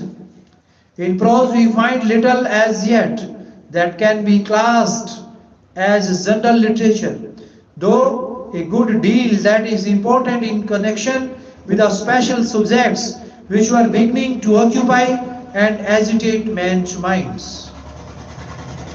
William Tyndale's English New Testament 1525, the complete English Bible of Miles Coverdale in 1535, and Cromwell's Great Bible in 1539 reflect the steady growth of popular interest in the scriptures during the years immediately preceding the Reformation, while they exerted great influence in the development of standard English prose. The Utopia of Sir Thomas More, 1478 to 1535, is one of the most thoroughly typical works of this time, for its description of an ideal state of society owes much, on the one hand, to Plato's Republic, and on the other to the general speculation about life, government and religion, which the intellectual awakening had naturally brought in its train, but though written in Latin in 1516, it did not enter English literature till 1551, when it was translated by Ralph Robinson in Roser Eschem 1515 to 1668. 1515 to 1568. We have one of the earliest masters of original English prose. His Toxophilus or School of Shooting 1545 was in the author's own words, written in the English tongue for Englishmen. His much more famous educational treatise, The Schoolmaster, was published by his widow 2 years after his death in the revival of English poetry, which was meanwhile the principal feature in the literature of the period. The most pronounced direct influence was that of Italy. A few poets, indeed, either carried on the Chaucerian tradition or struck out on independent lines for themselves. Among them, Stephen Harris, whose pastime of pleasure followed the old allegorical mode, and John Skelton in 1460 to 1528, who began by imitating Chaucer, but later evolved a coarse, vigorous style of his own for his satiric attacks on Cardinal Wolsey. But the new movement in poetry really began at the thoroughly Italianized court of Henry VIII. In this new movement, two named stand out conspicuously, those of Sir Thomas Wyatt 1503 to 1542 and Henry Howard, Earl of Surrey 1516 to 47. Both these men were filled with the spirit of the new culture and had drunk deep of Italian poetry.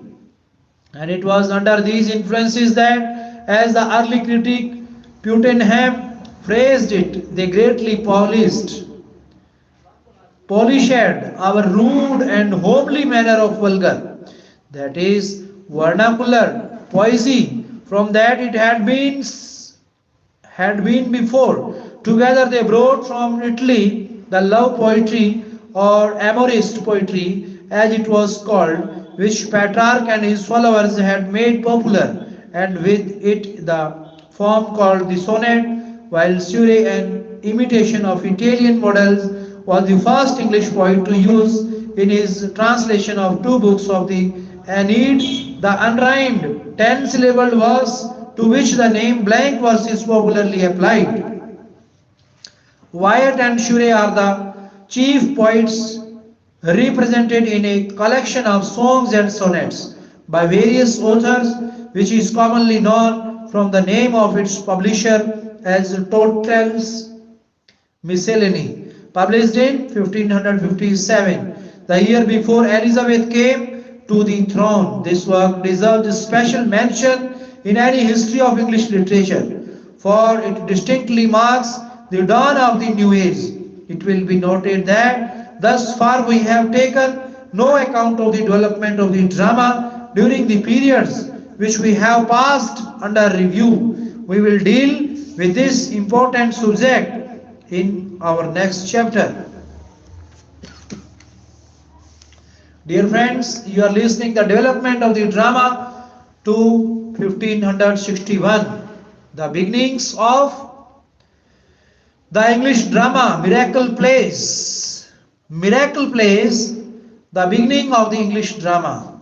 The history of the English drama takes us back to the century succeeding the coming of the Normans. The earliest mention of any dramatic representation in this country referring to a performance of a Latin play in honor of Saint Catherine at Dunstable about 1110. By the time of the Norman conquest, a form of religious drama, which in the first instance had evolved out of the rich symbolic liturgy of the church, had already established itself in France, and as a matter of course, it soon found its way into England.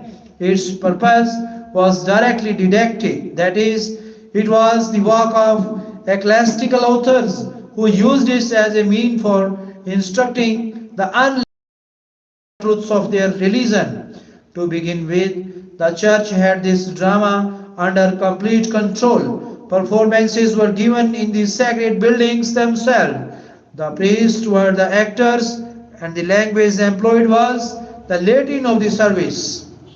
But as the mystery or miracle play, as it was called, increased in popularity, and on great occasions, larger and larger crowds thronged about the church, it became necessary to remove the stage from the interior of the building of the porch.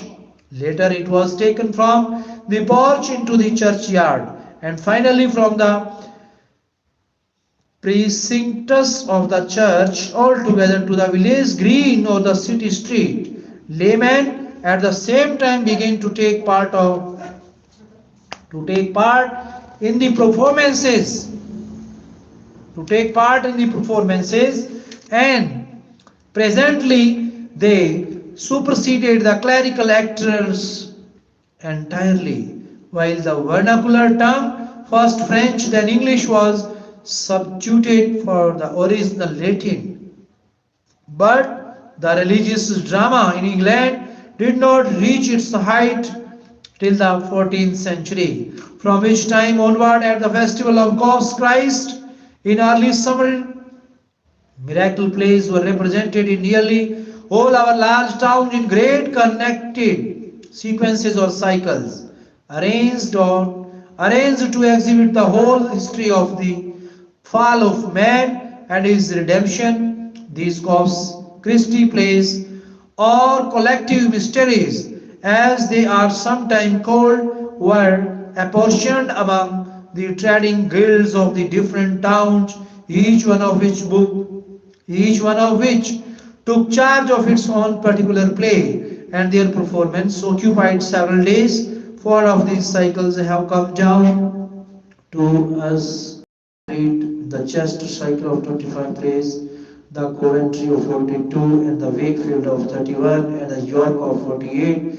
Each of these begins with the creation of the world and the fall of man. And after dealing with such prophetic themes as the flood, the sacrifice of Ishak, Exodus from Egypt, goes on to elaborate the last scene in the life of Christ, the crucifixion, resurrection, and ascension, and closes with the last judgment. In literary quality, they are of course crude, but here and there they touch the note of pathos, as in the story of Abraham and Ishak, and the note of tragedy as in the scene of the crucifixion, while the occasional introduction of a comic element, as notably in the Shepherd plays of the Wakefield series, which are in fact rough country farces, only slightly connected with their context, shows even more clearly the growth of the dramatic sense. These religious performances lasted well on into the 16th century, and there is good reason to think that Shakespeare must have witnessed once at least those which, during his boyhood, were still being given annually at Coventry. Hamlet's advice to the players not to out-Herod Herod recalls the ranting braggart Herod of the old miracle plays. Morality plays and interludes. A later stage in the evolution of the drama is marked by the morality play. This, like the miracle play, was didactic, but its characters, instead of being taken from sacred narrative or the legends of the saints, were personified abstractions. The rise of this form of drama was very natural at a time when allegorical poetry was immensely popular. All sorts of mental and moral qualities thus appeared embodied in types, science, perseverance, mundus, free will, and five senses, the seven deadly sins, separately or together, good and bad angels. Nowadays, young England, Juvenatus, Humanum, genes, every man among such personifications. There was generally a place for the devil, who had held a prominent position in the miracle plays. A later introduction of much importance was the so-called wise, who was some humorous incarnation of evil taken on the comic side, and as such was the recognized fun maker of the piece. He sometimes scored a tremendous popular success by jumping on the devil's back, sticking thorns into him, belboring him with a dagger of lath, and making him roar with pain. He is especially interesting as the direct forerunner of the clown of the Elizabethan stage, as the morality play was, like the miracle play, obliged to follow the prescribed lines of any given story. It had greater freedom in the handling both of plot and of characters. During the excitement of the Reformation period, it was much used for purposes of exposition and even of controversy by both religious parties. One of the finest extant examples, the play of Every Man, for instance, being written expressly to inculcate the sacramental doctrines of the Catholic Church. Little by little, as the personified abstractions came more and more to resemble individual persons, the morality passed insensibly into comedy. What is known as the interlude was also a late product of the dramatic development of the morality play. There is indeed some confusion regarding the exact scope and proper use of this word. For many so-called interludes are only modified forms of the morality, but in its more specific sense, it seems to mean any sort dramatic piece of a satiric rather than of a directly religious or ethical character, and in tone and purpose far less serious than the morality proper. This form grew up early in the 16th century and is rather closely associated with the name of John Haywood, 1497 to 1580, who for a time was court musician and general provider of entertainment was court musician. Entertainments to Henry VIII, his four P's, a dialogue in which a palmer, a pardoner, and a apothecary and a peddler exchange racy stories and finally enter into competition as to which of them can tell the biggest lie is the most amusing specimen of its class. Interludes were also used to scholastic purposes as in the interlude of the four elements, while in such a production as Thersites, the addition of action turns the form into a sort of elementary comedy. The beginnings of regular comedy and tragedy, these early experiments in playwriting are of great importance historically because they provided a kind of dam school for English dramatic genius and did much to prepare the way for the regular drama. It was, however, under the direct influence of the revival of learning that English comedy and tragedy alike passed out of these preliminary phases of their development into the forms of art.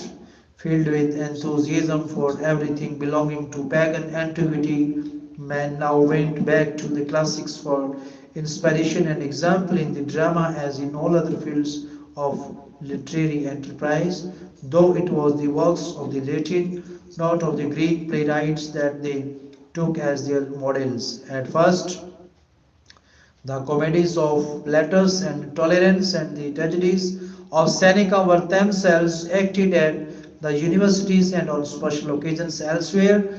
Before audiences of scholars then came Latin imitations, and in due course these were followed by attempts to fashion English plays more or less precisely upon the patterns of the originals. In such attempts, English writers learned many valuable lessons in the principles of dramatic construction and technique. Our first real comedy, Roister Doister, was written about 1550 by Nicholas Udall, headmaster of Eton, for performance by his schoolboys in place of the regular Latin play. It is composed in rhyming couplets, divided into acts and scenes in the Latin style and deals in an entertaining way with the wooing of Dame Constance by the vainglorious hero, his various misadventures, and the pranks of Matthew, Mary Greek the jester. Though greatly indebted to Plautus and Terence, it is everywhere reminiscent of the older humorous of the miracle plays and the moralities. Our first real tragedy, on the other hand, is an almost pedantic effort to reproduce the forms and spirit of Senecan tragedy. It is entitled Gorboduc, is based upon an episode on Geoffrey of Monmouth's history and was written by Thomas Sackville, Lord Buckhurst, 1536 to 1608, and Thomas Norton for representation before the members of the Inner Temple at their Christian festivities of 1561. It is an interesting point that this first English tragedy was also the first of our plays to use blank verse, which it will be remembered had been introduced into English poetry only a few years before. Dear friends, you are really fortunate and very lucky that you are listening. The truth of language to literature, science to spirituality. The age of Shakespeare, known dramatic verse 1558 to 1625.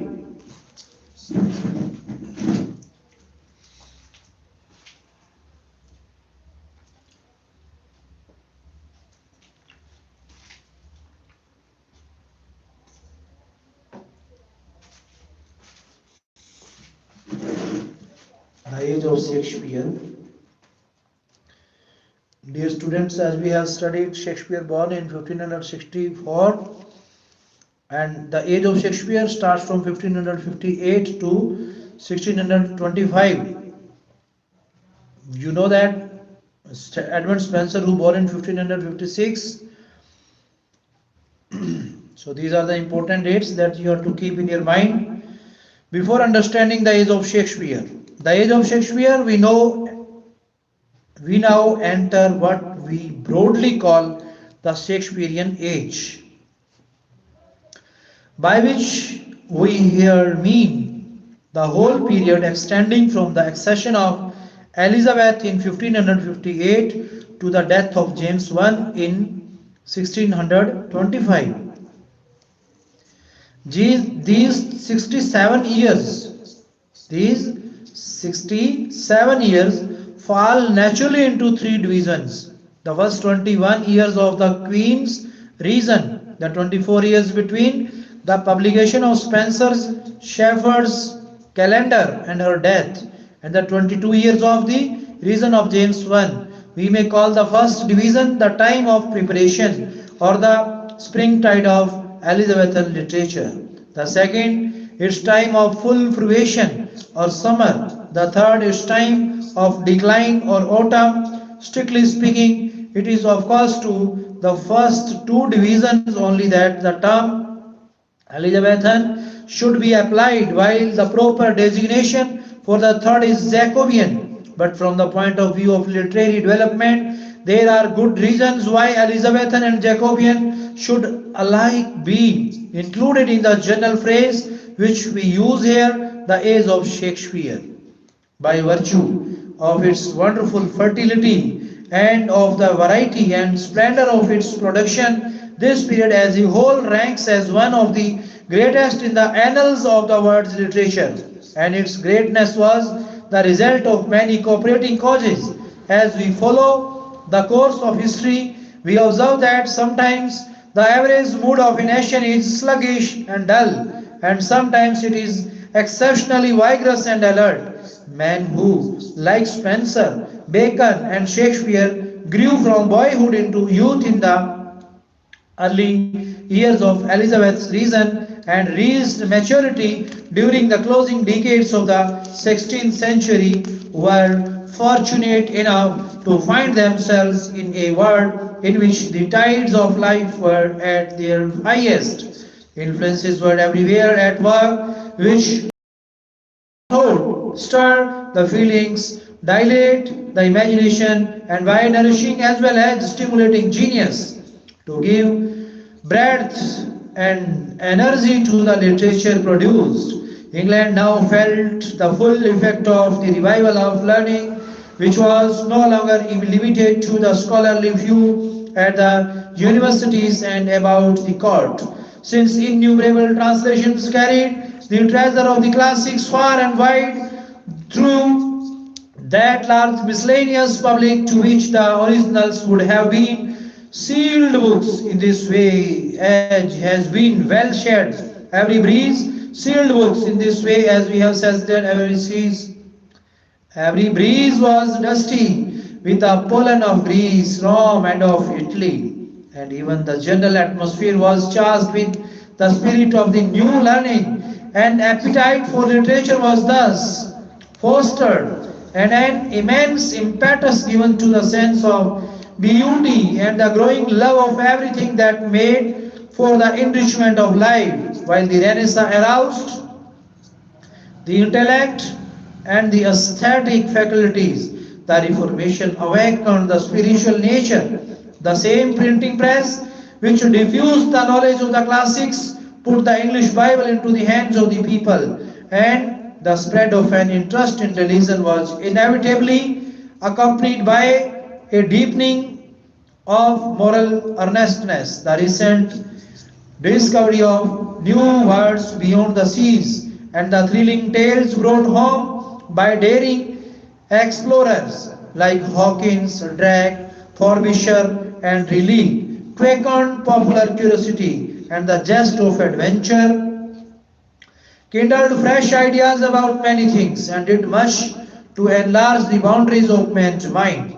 The general prosperity of the country was also increasing, and for the first time for many years it enjoyed the blessing of internal peace, of the yoke of power in the great rupture with Rome, the fires fuels of Catholics and Protestants by which it had long been rent were now over. Its discordant elements had been welded together into a united nation, and is the crisis in which, for the moment, its very existence was imperiled.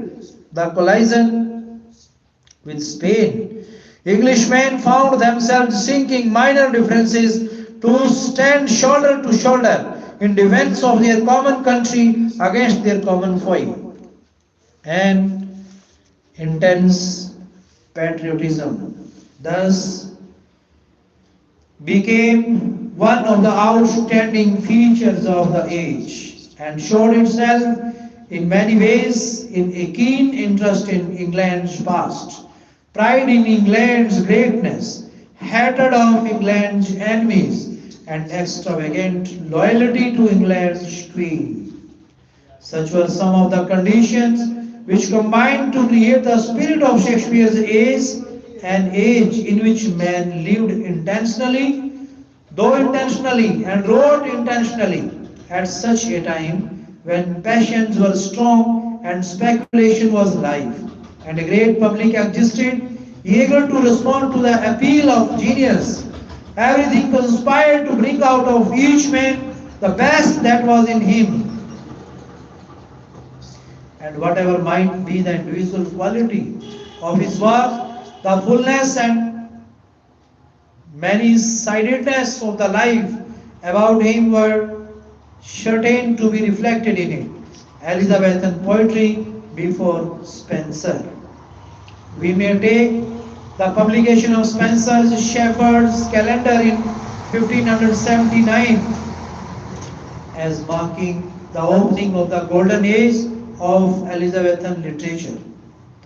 In the first half of the Queen's reign, while there was a good deal of a poetic activity, little verse of any distinct value was produced. By far the best poetry of the period is to be found in the contributions of Thomas Sackville, Lord Buckhurst, to an extensive undertaking entitled A Scheme for a Continuation of Lydgate's Swans of Princes was designed to include a long series of tragical histories of famous Englishmen. A number of writers took part in it, but Sackville's two poems, The Induction and The Complaint of Buckingham, are immeasurably superior to the rest of the work. The noble but somber Induction in particular is worthy of attention as the finest single poem written in England between Chaucer and Spenser. The Steel Glass, 1576 of George Gascoigne, 1525 to 77, possesses some interest as the first regular verse satire in the English language. Spenser and his poetry. Edmund Spenser, the greatest known dramatic poet of an age which found its most natural literary expression in the drama, was born in London in 1552 and educated at the Merchant Taylor's School and at Cambridge, where he read the classics and Italian literature and came under the influence of the strong Protestant spirit, which then pervaded the university. After a couple of years spent with relatives in Lancashire. He found a place in the household of the Earl of Leicester, with whose nephew, Sir Philip Sidney, he found an intimate friendship. In 1580, he went to Ireland as secretary to the new Lord Deputy, Lord Great Day Wilton. The remainder of his life, save for brief visits to London, was passed in Ireland in miserable exile among a lawless people whom he loathed. Again and again, disappointed in every effort to secure a position at the court, and with this, the means of returning to England, he found his only relief in the writing of his The Fairy Queen. In October 1598, rebellion broke out in the Tyrone, where he was then living. His castle was fired and plundered by an infuriated mob. He and his family barely escaped with their lives. In failing health and crushed in spirits, he reached London at the end of the year, and on the 16th January 1599 died in an inn at Westminster. While Spenser's fame rests mainly on the Fairy Queen, his minor poetry, which is voluminous, would itself have sufficed to assure him the place of preeminence among contemporary English poets. Its Shepherd's Calendar 1579 is a pastoral poem of the artificial kind, which the taste for everything classic which came in with the revival of learning had made popular in all European literature, and in it Spenser follows the models set by the late Greek poets, Theocritus by Virgil in the Bucolica, and by French and Italian writers of the Renaissance who had imitated these. It is divided into 12 parts, one for each month of the year, and in it, under the guise of conventional pastoral imagery, that is of shepherds talking and him singing, the poet writes of his unfortunate love for a certain mysterious Rosalind, deals with sundry moral questions and discusses the religious issues of the day from the standpoint of strong Protestantism. Such conventional pastoral imagery was again used in Astrophel 1586 and elegy on the death of Sidney, to whom the calendar had been dedicated. His found hymns in honor of love and beauty show his wonderful power of melodious verse. His Amoreti, a series of 88 sonnets.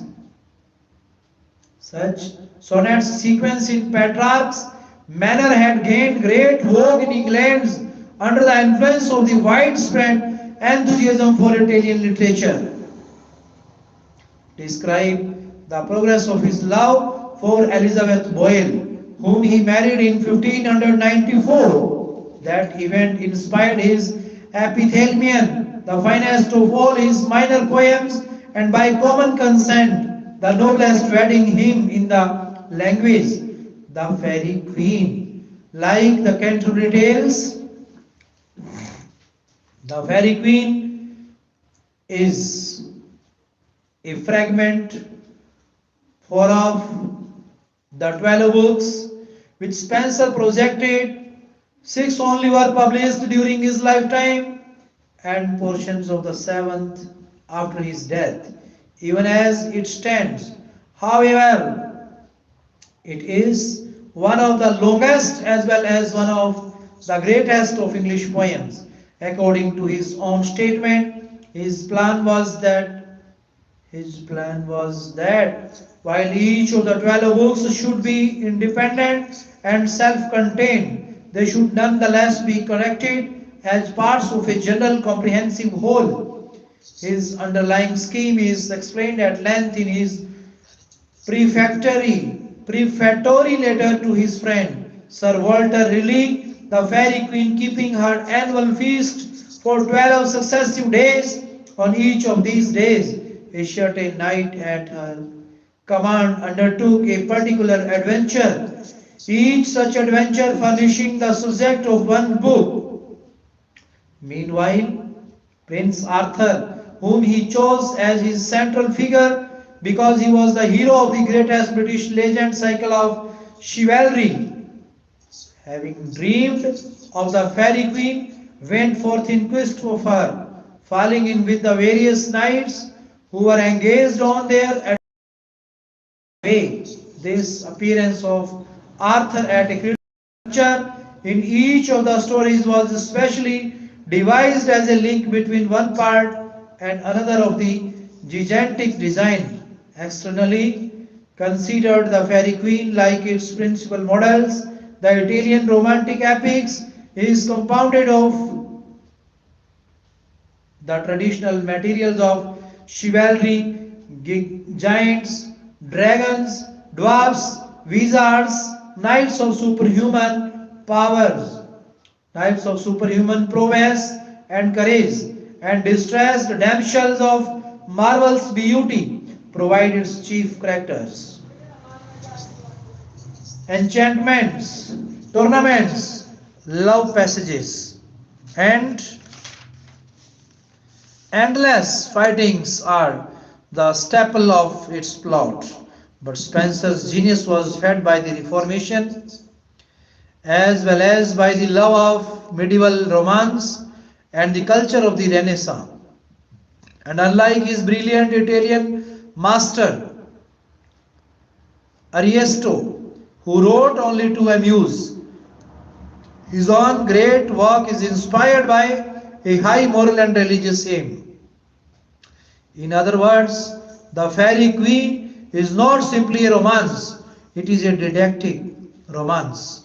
The poet, throughout using his stories as vehicles of the lessons he wished to convey, he carries out his purpose by turning romance into allegory.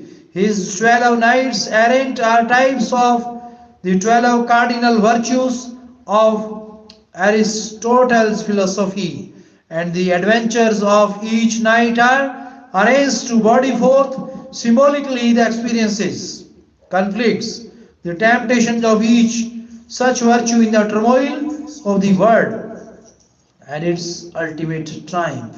With the aid of the author, the incarnation of divine power over all its foes. Thus, the first book contains the legend of the Knight of the Red Cross or of holiness, the second, that of Sir Guyon or of temperance, the third, that of Britomatis or of chastity, the fourth, that of Campbell and Trimond or of friendship, the fifth, that of the Artegal of justice, the sixth, that of Sir Calidor or of courtesy. Involved with this ethical allegory, another kind of allegory enters into Spencer's plan, which, as it is directly concerned with the political and religious problems of the age, we may call the historical. For the figures of his narrative are not merely personifications of moral and mental qualities, but often stand at the same time for individuals representing or embodying the qualities in question. Thus, in the first book, we have the story of the Red Cross Knight who goes out to rescue the parents of the Lady Una from the power of a great dragon who 4 years has kept them confined in a brazen castle. As general allegory, this represents the work of true religion in rescuing humanity from the power of the great dragon Satan, while the friends and the foes whom the knights meet are the forces which aid and forces which oppose true religion in the divine work of deliverance. But Spencer identifies true religion with English Protestantism, and the voice of true religion with the voice of England, the papacy, and Rome's political allies, especially Spain and Mary of Scots. And so the two lines of the allegory run together, and the poem becomes at once the medium of the poet's teaching and his reading of contemporary movements and events. As many of the immediate issues of Spencer's day are living issues, no longer much of his poem, if taken from this point of view, can have at best an historic value only. His allegory is sometimes confused, inconsistent, and obscure. Many readers will feel too that the constant intrusion of the symbolism sadly taxes the attention and detracts from the human interest of the poem. Yet, as Spencer wrote this poem expressly for the purpose of embodying his ideas on many of the great questions of life, the allegory must never be altogether ignored. The defects of the fairy queen are very obvious. It suffers from its extreme artificiality. The old machinery of romance seems almost to collapse in places under stress of the new spiritual meanings with which it is loaded. Spencer is, on the whole, a rather languid storyteller. He has little dramatic power and rarely rises to the full height of his opportunities. But on the other hand, his merits are very many and very striking. He has a wonderful sense of beauty. He has splendid pictorial power. His work is filled with a noble moral spirit, while the quality of pure essential poetry, that quality which defies analysis but can never be missed by any sympathetic reader, is to be felt on almost every page. It is this which enables us to understand why Spencer has been called the poet's poet, and why, as we shall learn later, he exercised such a stimulating influence on the literature of the 18th century Romantic revival. It should be noted that he is not only the greatest non-dramatic poet of the epoch, he was also the most completely representative. All the cooperating forces which made Elizabethan England what it was entered into the texture of his poem, which more than any other single work of the time represents the combination of the spirit of the Renaissance with the spirit of the Reformation. It is steeped in the humanism of the classics and Italian literature, and it everywhere terrifies to the strenuous idealism and moral earnestness of Protestantism. Two matters of detail must be touched on before we leave this epoch-making work. First, it must not be supposed that the language in which it is written was the actual English of Spencer's day. An ardent lover of Chaucer, he employed a dialect of his own, which he purposely made archaic. Secondly, as his language was his own invention, so also was the stanza which he used, and which is now always known by his name. This is a 9-line stanza rhyming A, B, C, D, C, C. The last line being what is called an Alexandrian or line of 6 iambic feet instead of 5. The genesis of this stanza is uncertain, but it is probable that Spencer evolved it by simply adding the Alexandrian line to a Chaucer 8-line stave A, B, C, D, C of the Monk's Tale. Other poets from 1579 to 1625. The minor poets of the age of Shakespeare were very numerous, but it would serve no useful purpose to attempt a catalogue of them here. It is, however, necessary that we should learn something about the different kinds of poetry which were then written and about a few of the men who helped to swell the chores of Elizabethan song. Following the wake of Tortel's miscellany came many collections of similar characters under curiously fanciful titles such as The Paradise of Dainty Devices 1576, A Handful of Pleasant Deities 1584, An Arbor of Amorous Devices 1597, and the most famous of them, England's Helicon 1600. These, like the regular songbooks, which were also popular, have preserved for us many graceful pieces of verse by authors whose very names would otherwise have been forgotten. A special type of lyric which enjoyed great vogue was the sonnet, which on its introduction from Italy by White and Shure at once established itself among the recognized forms of English poetry.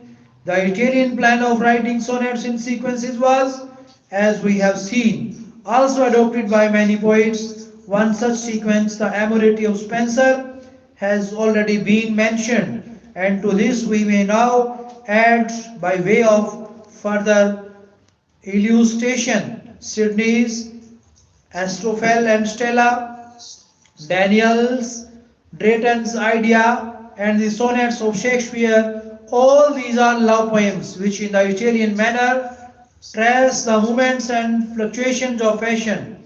But while in some cases the experiences and sentiments are real, in others they are merely figment. Another class of poetry which historically is very significant because it expresses the powerful patriotic feeling of the time is that inspired by the national themes. William Warner's Albion's England 1586 to 1606, a poem of name 10,000 lines, sets forth the history of England from Noah's days to those of Elizabeth. Samuel Daniel produced a versified chronicle in 8 books on the civil wars between the two houses of Lancaster 1525 to 1609. The Michel Drayton, who is now best known by his spirited ballad, The Battle of Azincourt, has a more substantial, if not a better, claim to recognition as the author of England's heroical epistles 1595, the Baron's Wars 1603, and Polyolbion 1612 to 22, an annals poetical description of England in 30 books, which Drayton himself not unjustly refers to as his Herculean toil. We must remember that such poems were the product of the same keen interest in and love for England which led scholars like Stowe, Harrison, and Holinshed into laborious historical researches and found dramatic expression in the chronicle plays of Shakespeare. We have spoken of the Jacobean division of the age of Shakespeare as the period of decline. By this we mean that the Elizabethan inspiration was now waning, that its subject matter was getting exhausted, and that a tendency to imitation was setting in among the rising generation. Meanwhile, a new kind of poetry was beginning with John Donne, 1573 to 1631, whose work belongs essentially to the time of James, though he was 30 years old when Elizabeth died. Donne, who was a celebrated divine teacher, wrote songs, sonnets, marriage poems, elegies, and satires, all of which are characterized by much genuine poetic feeling, harsh meters, and those strained and whimsical images and turns of speech, which are called conceits. His historical importance lies in the fact that he initiated the metaphysical school of poetry, of which we shall have something more to say presently. The age of Shakespeare, the drama, the Elizabethan romantic drama, the quarter century or so which followed the production of Gorboduc was a period of great confusion in the English drama. On the one hand, there were scholars who cherished the ambition of naturalizing the Seneca or classic species of play, of which Sackville and Norton's tragedy had been an example, and their efforts were secondary by humanists like Sir Philip Sidney, who believed that the only sure way to really artistic drama lay through the faithful imitation of ancient models.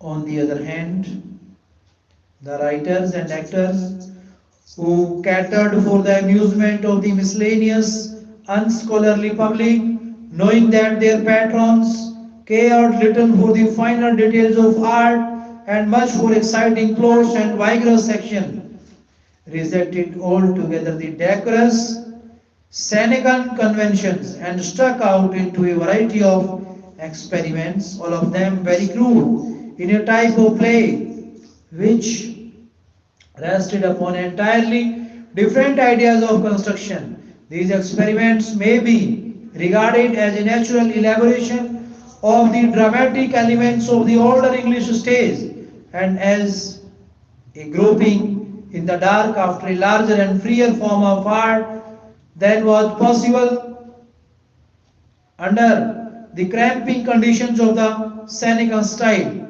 There was thus a temporary conflict between the humanists who stood for classical tradition and sought to impose it upon the people and the strong national taste of the English public who demanded a quite different sort of thing. In the end, the national taste triumphed, and just before Shakespeare began his career as a playwright, the romantic form of drama was definitely established.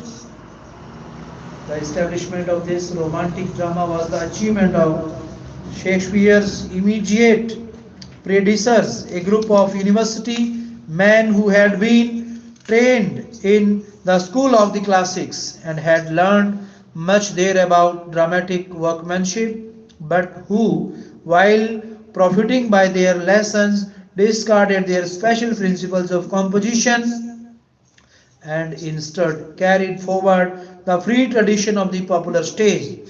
Before we turn to their work, however, we must be sure that we understand, at least in general way, the difference between the so-called classic and romantic types of play. Confining our attention to the points which immediately concern us here, we may epitomize principles of the classic drama under three heads. One, it adhered rigorously to unity of subject and tone. As a result, it kept the spheres of tragedy and comedy entirely separate. A tragedy had to be a tragedy from first to last. It had to maintain the proper tragic pitch and avoid all suggestion of familiarity.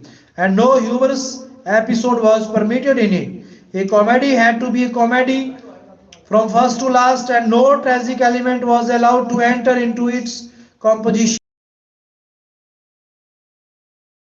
Dramatic action, the incidents composing the plot taking place off the stage and being reported to the audience in dialogue and set narrative. Number 3, in theory, at all events, the three unities of time, place, and action controlled the construction, by which we mean, in the briefest possible statement, that the entire story of a play had to be confined to a single day and a and to a single scene, and that it was to be one single story only, without subplots or minor episodes of any kind. These principles were derived, or more correctly speaking, were supposed to be derived from the practice of the Attic writers of tragedy and the teachings of the great Greek critic Aristotle, but they came into the modern drama through the plays of the Latin poet Seneca, in which they were exhibited in their severest form. Severest form, the particular type of drama which the humanists sought to introduce, is now clear, and we are also in position to understand the general characteristics of the opposed type, which Shakespeare forerunners established in its place. For the romantic of Shakespearean drama, one is makes free use of variety in theme and tone, often blending tragic and comic incidents and characters in the same piece. Two, while it, of course, employs both action and narrative in carrying on a plot. It is essentially a drama of action, nearly everything that happens being represented on the stage. 3. It repudiates the three unities, allowing the story on occasion to extend over months and even years, changing the scene as often as is necessary, sometimes from one town or country to another, employing subplots and minor episodes in connection with its central subject. Shakespeare's predecessors. It will be seen that special importance attaches historically to the work of those playwrights who, coming just before Shakespeare, prepared the way for him by ensuring the triumph of that free and flexible form of drama which he was afterwards to make his own. In a loose sense, they constitute a group and they are commonly known by the name of the university wits. This implies they were all men of academic training and had thus been brought into personal touch with the new learning and had absorbed its spirit at one or other of the two great institutions of scholarship, but with one exception, they gave their talents to the public stage, and it is certain the strongly pronounced taste of their audience had a good deal to do with the class of drama which they produced. Arranged roughly in order of time, they are John Lilly, 1554 to 1606, Thomson, 1557 to 95, George Pille, 1558 to 97, Thomas Lowes, 1558 to 1625, Robert Greene, 1560 to 92, Christopher Marlowe, 1564 to 93, and Thomas Nash, 1567 to 1601. It would be of little use to give a mere catalogue of the dramatic works of these men, and a more detailed examination of their writings would be out of keeping with the design of this short sketch.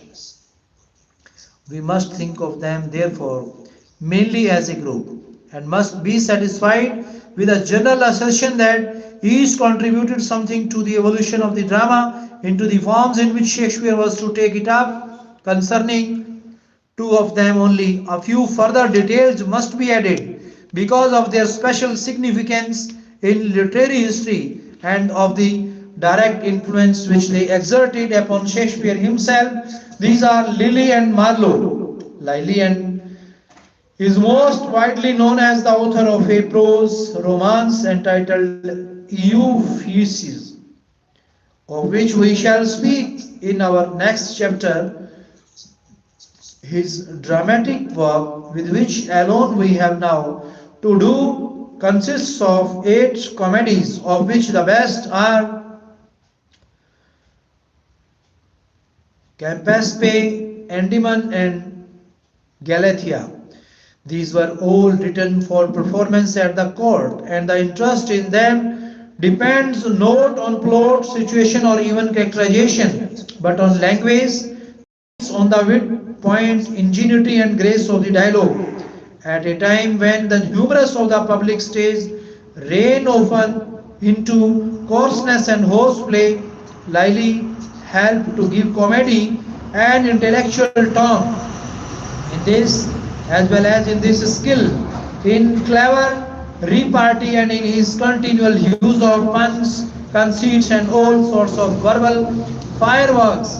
He anticipated Shakespeare, whose early comedies such as Love's Labour Lost and A Midsummer's Night's Dream obviously owe much to his example from Lily. Shakespeare also learned how to a courtly main plot with episodes of rustic blunders and clownish fooling. In these things, Lyly set a fashion which others, including Shakespeare, followed, and in comedy, he was undeniably Shakespeare's first. Marlowe's historical importance is even greater. A man of fiery imagination and immense though ill-regulated powers, who lived a wild bohemian life and while still young was killed in a drunken brawl. He was by nature far more of a lyric than a dramatist. Yet his Tamburlaine, the Greek Dr. Festus, the Jew of Malta, the Edward II, despite the bombast and extravagant by which they are frequently marred, give him the place of preeminence among our pre-Shakespearean playwrights. In these plays, he really fixed the type of tragedy and chronicle play for his immediate successors, and in them also he introduced blank verse to the romantic drama and the public stage. That Shakespeare, who must have known him well and who probably collaborated with him, was at first profoundly influenced by him, is evident. His early blank verses, fashioned on the Marlowe's, his narrative poem Venus and Adonis, is in part at least inspired by Marlowe's hero and Leander. His Richard III and Richard II are clearly based on the model of chronicle play provided in Edward II. Even in the Merchant of Venice, there are many details to show that Shakespeare wrote with the view of Malta in mind. Shakespeare's life. William Shakespeare was born on or about the 23rd April 1564 at Stratford-on-Avon, Warwickshire. He was the son of a prosperous statesman of the town who a little later became its high bailiff or mayor. Though there is no actual record of fact, it is practically certain that, like other Stratford boys of his class, he went to the local grammar school, an excellent institution of its kind, where he was taught Latin and arithmetic. While he never became a learned man, his few years at school thus gave him a sound education as far as it went. Financial misfortune presently overtook his father, and when he was about 14, he was taken from school that he might help the family by earning money on his own account. Of the nature of his employment, however, we know nothing. In his 19th year, he married Anne Hathaway, a woman 8 years his senior, the daughter of a well-to-do yeoman of the neighboring village of Shortry. This marriage was hasty and ill-advised and appears to have been unhappy. 3 children were born to him: Susanna and the twins Judith and Hamnet. Susanna and the twins Judith and Hamner. Judith and Hamnet. Tradition says that meanwhile he fell into bad company, and that a deer stealing escapade in the woods of Charlecote Hall obliged him to fly from home. There may or may not be truth in this story, we cannot tell. It is certain that a few years after his marriage, roughly about 1581-87, he left his native town to seek his fortunes in London. At this time, the drama was gaining rapidly in popularity through the work of the university wits. Shakespeare soon turned to the stage and became first an actor and then a playwright. An ill-natured reference to him in a pamphlet written by Green on his deathbed shows that in 1592 he was well known as a successful author. He remained in London upwards of 20 years after this, working hard, producing on an average a couple of plays a year, and growing steadily in fame and wealth. He became a shareholder in two of the leading theatres of the time, the Globe and the Blackfriars, and purchased property in Stratford and London. But the years which brought prosperity also brought domestic sorrows.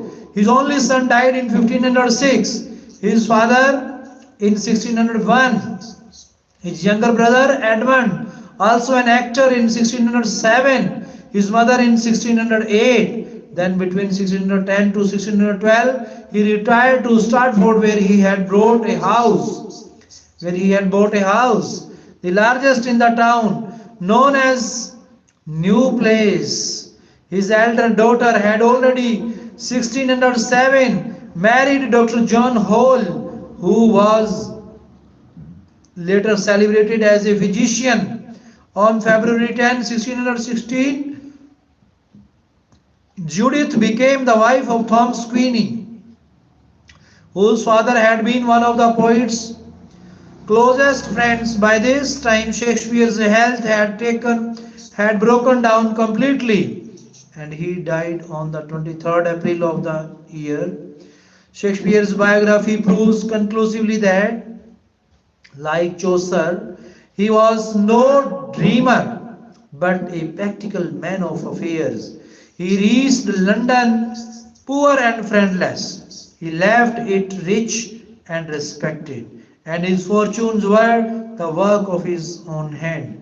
Much light is thus thrown not only upon his personal character but also upon his writings, in which great powers of creative imagination are combined with and supported by a wonderful feeling for reality, sound common sense, and a large and varied familiarity with the world of the learning which is shown in his plays and about which so much has been written. It is enough here to say that it is not the learning of the trained and accurate scholar of a Bacon or a Ben Jonson, but rather the wide miscellaneous knowledge of many things, which was naturally accumulated by an extraordinarily assimilative mind during years of contact with men and books at a time when all social intercourse and all literature were alike saturated with the classicism of the Renaissance. Translation gave him easy access to the treasures of ancient literature. The intellectual atmosphere of the environment in which he lived and worked was charged with new ideas and was immensely stimulating, and Shakespeare was preeminently endowed with the happy faculty of turning everything that came to him to the best possible account. Shakespeare's works, a few miscellaneous and doubtful pieces, omitted. Shakespeare's non-dramatic poetry consists of two narrative poems, Venus and Adonis and Lucrece, in both of which the classicism of the age is very marked, and a sequence of 154 sonnets, the first 126 addressed to a man, the remainder addressed or referring to a woman. These sonnets have given rise to endless discussion, and everything about them remains obscure. They purport to record a passionate history of disastrous love and broken friendship, but we cannot even be sure whether they deal with real or with imaginary things. The only certainty is that they contain in places the finest lyrical poetry of their time. The commonly accepted canon of Shakespeare's dramatic work comprises 37 plays, though the authenticity of several of these is doubtful, and in some cases, at least, it is clear that his part in the dramas attributed to him was limited to the reteaching of older material. His activity as a writer for the stage extended over some 24 years, beginning about 1588 and ending about 1612, and we may therefore we say in general terms that 12 years of it belonged to the 16th and 12 to the 17th century. Shakespeare critics have agreed to subdivide these 24 years into four periods, and by arranging the plays within these periods as nearly as possible in their order of production, we are able to follow the evolution of his genius and art, the remarkable changes which came over his thought and style. I will therefore give the names of his plays approximately in their chronological sequence, indicating the specific characteristics of spirit and techniques by which the work of each period is marked. 1588 to 93 period of early end, to a large extent experimental work. Shakespeare's apprenticeship begins with the revision of old plays such as the three parts of Henry VI and Titus Andronicus. To this period belong his first comedies, in which the influence of Lyly is pronounced: Love's Labour's Lost, The Two Gentlemen of Verona, The Comedy of Errors, and A Midsummer Night's Dream. His first effort in chronicle drama, distinctly reminiscent of Marlowe's Richard III, a single very youthful tragedy, Romeo and Juliet. The work of this period as a whole is extremely slight in texture. The treatment of life in its is superficial. There is little depth of thought or characterization, and the art is markedly immature. The prominence of rhyme in the dialogue, the stiffness of the bellowing verse, and the constant use of puns, conceits, and other affectations are among its outstanding technical features. 1594 to 1600 period of the great comedies and chronicle plays. The works of this period are Richard II, King John, The Merchant of Venice, Henry IV, Part 1 and 2, Henry V, The Taming of the Shrew, The Merry Wives of Windsor, Much Ado About Nothing, As You Like It, and Twelfth Night. Shakespeare now leaves behind him the influence of his early masters. His work becomes independent and reveals immense development in power and technique. It is far more massive in quality. The knowledge of the world and of the motives and passions of men, which it everywhere exhibits, is infinitely more profound. The characterization and the humor have become deep and penetrative, and there is a great growth in the weight of thought. Shakespeare has also outgrown or is fast growing the immaturities of his former style. The youthful crudeness, extravagance, and strain are disappearing. Rhyme is largely abandoned for prose and blank verse, and the blank verse itself has lost its stiffness and is free and flexible. 1601 to 1608 period of the great tragedies and of the somber or bitter comedies. In this period, all Shakespeare's powers, his dramatic power, intellectual power, and his power of expression are at their highest. This is the time of his supreme masterpieces. But what perhaps is most striking is the extraordinary change which has now occurred in the entire spirit of his work. His attention is preoccupied to the total exclusion of all other things. with the darker side of human experience, and his plays are made out of those destructive passions which shake the foundations of the moral order and bring ruin upon innocent and guilty alike. The sins and weaknesses of man form the staple of his clothes, and even when he writes what are theoretically distinguished as comedies, the emphasis is still thrown on evil and the tone is either grave or fierce. The plays of this period are Julius Caesar, Hamlet, All is Well That Ends Well, Measure for Measure, Troilus and Cressida, Othello, King Lear, Macbeth, Antony and Cleopatra, Croilus, Coriolanus, and Timon of Athens, 1608 to 12, period of the later comedies or dramatic romances. Again, we note a sudden and singular change in the temper of Shakespeare's work. It is as if the heavy clouds which had long hung over the vexatious world of his imagination now roll away, and the sky grows clear towards sunset.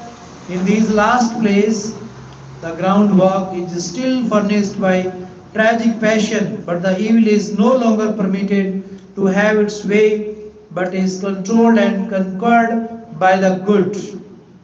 A very tender and gracious tone prevails in them throughout. At the same time, they show very fully the decline of Shakespeare's dramatic powers. They are often careless in construction and unsatisfactory in characterization, while in style and versification they will not bear comparison with the work of the preceding 10 years. Three plays entirely Shakespeare's belongs to this period, Cymbeline, The Tempest, and The Winter's Tale. To these have to add, to which are only partly his Pericles and Henry VIII. The latter was completed by his younger contemporary and friend Fletcher. To the much debated question how far Shakespeare's work is a revelation of his life and character, it is impossible to give in brief a complete answer. We cannot, I feel sure, accept the judgment of those who maintain that he was so entirely the dramatist that no trace of his own thoughts and feelings is to be found in it. On the contrary, I am certain that it does tell us much about the man himself. But whether or not the changes which we mark in its successive stages were in any way the result of his own experiences, whether, for example, he wrote tragedies because his life was tragic and turned again to comedy when his spirit was once more restored to peace, we do not know. Read in their chronological order. This at least give us the record of his intellectual and artistic history. Characteristics of Shakespeare's works taken as a whole. Shakespeare's plays constitute the greatest single body of work which any writer has contributed to our literature. Perhaps their most salient feature is their astonishing variety.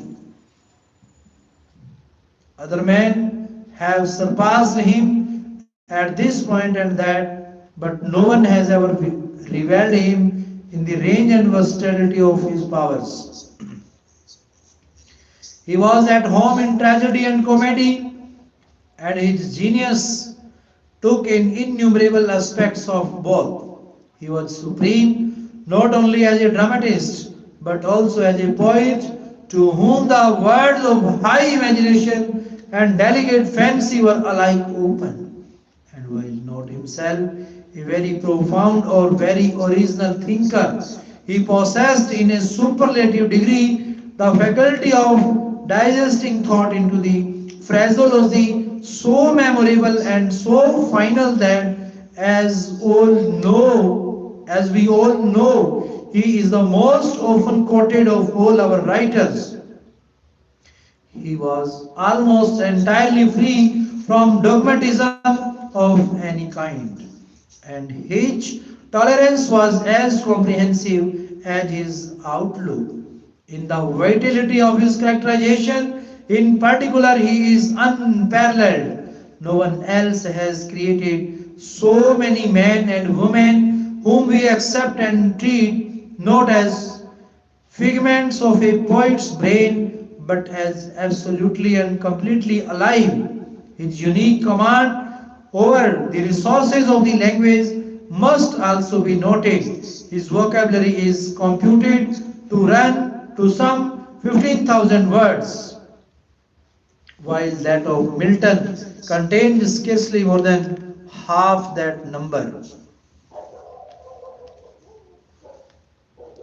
The greatness of Shakespeare's work is apt to blind critics to his limitations and defects, but these must, of course, be recognized in any estimate of him, or otherwise we shall get him out of his proper box.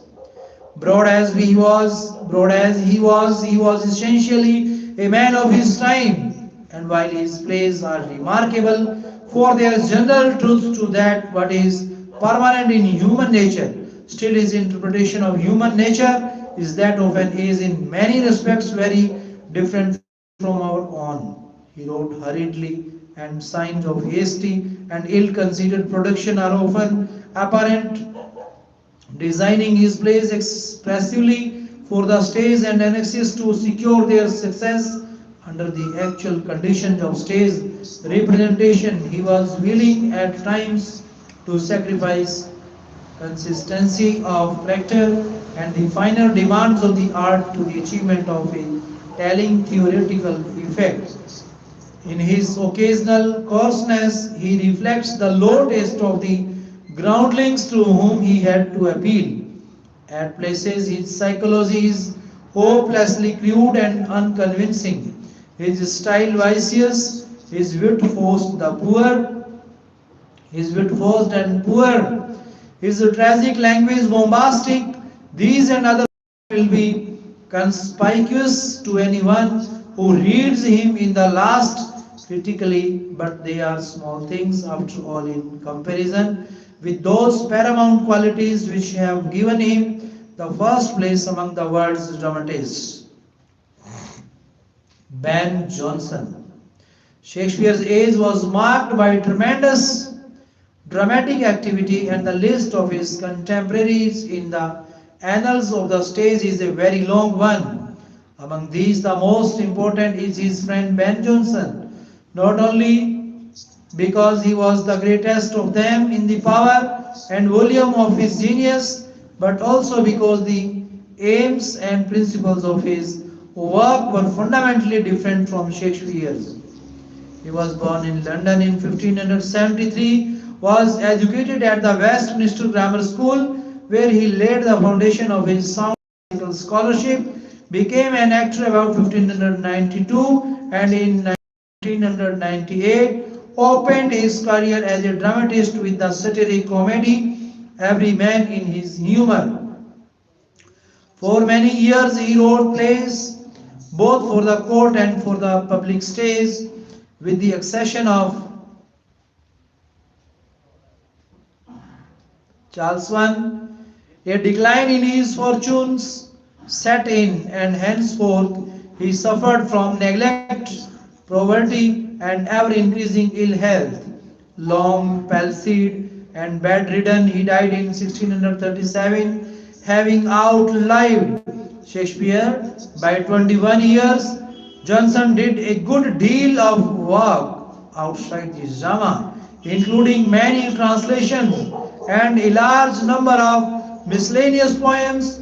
His plays fall into three groups: his court masques, his historical tragedies, Sejanus and Catiline, which are very learned, very laborious and very dull, and by far the most significant part of his production is numerous comedies, of which the best are The Alchemist, Walpon or The Fox, and Epicoin or The Silent Woman. In studying these comedies, we can realize at once the distinctive features of Johnson genius and art. Can understand what is meant by the statement that he worked in a different field from Shakespeare and on methods entirely his own. He was to begin with a realist, that is, the word of his comedy is not the word of romance, but of contemporary London with its manners, types, foibles, and affectations of this word.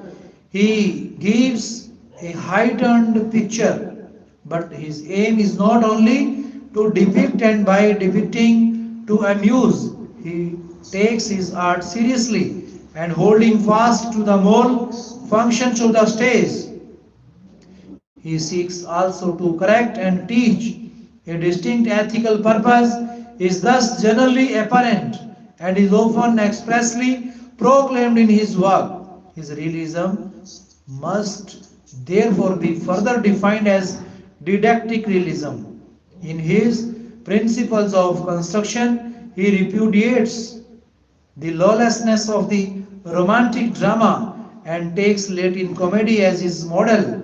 Finally, his characterization is based on the idea that each man is possessed and governed by some one particular quality or masturbation, which may be regarded as the backbone and central feature of his personality. Johnson accordingly seizes upon this masturbation or humor as he calls it and makes a whole character out of it, with the result that these men and women are not complex individuals like Shakespeare's, but rather types. While reverting to the old morality method, he often levels or tickets them with names which at once indicate their special humorous, as for instance, downright morose, well-bred, shuttle, Pertinax Shirley, Sir Epicure Mammon in Johnson's comedies, intellect predominates. They are products rather of learning, skill, consciousness, conscientious effort than of creative power. And though astonishingly clever and rich in detailed pictures of the life of the time, they are heavy and wanting in spontaneity and charm. Historically, however, they are extremely important, for Johnson was the real founder of what is known as the comedy of manners, and his influence on succeeding dramatists was very great. Other dramatists of Shakespeare's age, of the crowd of lesser playwrights whose work extends from the time of Shakespeare's prime to the close of the period one, will name only a few who may be said to occupy the foremost positions in the second rank. John Webster, 1580 to 1625, was a dramatist of somber cast of genius and great power, though his morbid love of the violent and the horrible led him too often to sheer sensationalism. His White Devil and Duchess of Malfi contain scenes of tragic passion unrevealed outside Shakespeare. In John Ford 1586 to 1639, a similar tendency toward the repulsive subjects and unnatural emotion is apparent, but his pathos gives a distinction to his best work, like The Broken Heart. The names of Francis Beaumont, 1584 to 1616, and John Fletcher, 1579 to 1625, are always appreciated, and they did much work in collaboration. Though Fletcher continued to write with great fluency for the 9 years between his partner's death and his own. Their moral tone is often relaxing, their sentiment strained, and their characterization poor, but they have many redeeming features, and such plays as Philaster and the Maid's Tragedy successfully challenge comparison with anything in the romantic drama outside Shakespeare. Philip Messenger 1583 to 1614, a ready writer in various styles, reached a high level in his comedy, a new way to pay old debts. James Shirley, 1596 to 1666, belongs to the region of Charles I, but we may mention him here as in Charles Lamb's phrase, the last of a great race. In all these writers, and still more in smaller men, whom we need not to pause to name, the decline of drama is apparent.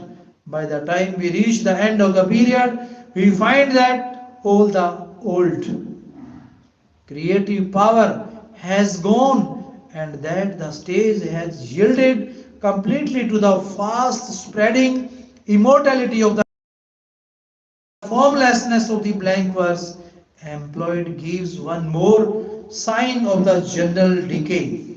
The playhouses of Shakespeare's times. It is desirable that the student of the drama should understand something of the theatrical conditions under which Shakespeare and his contemporaries did their work. In the early years of the regular drama plays had been performed in inn yards and other open spaces.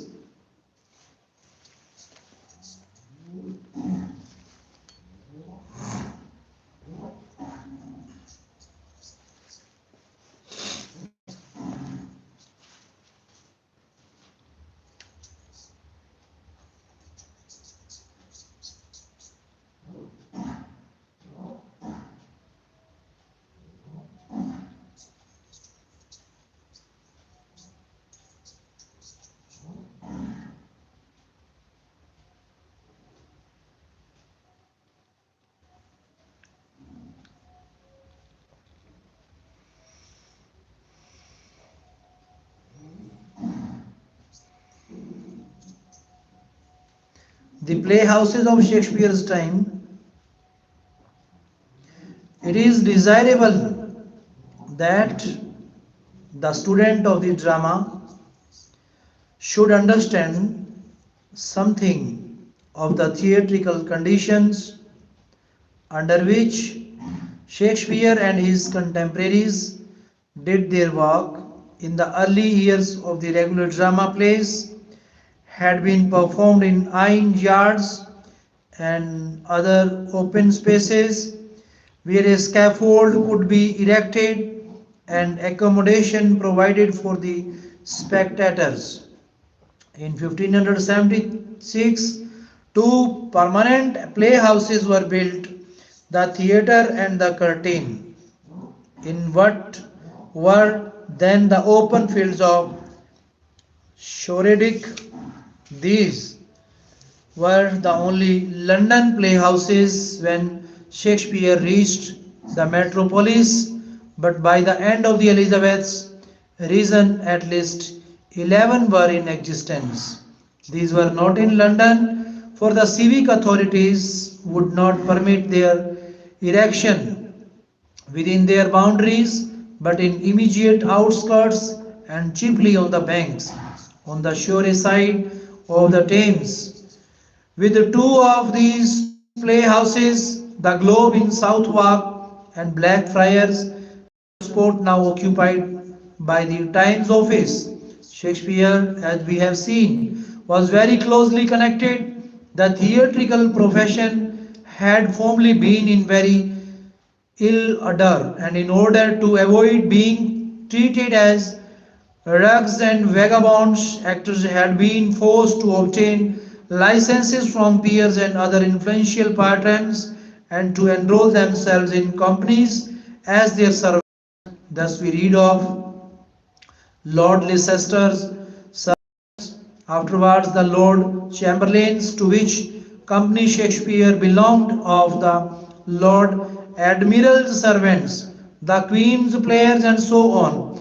The playhouses were very small, were round or hexagonal, and were mainly of wood. There was nothing in the least luxurious about them, either in architecture or in appointments.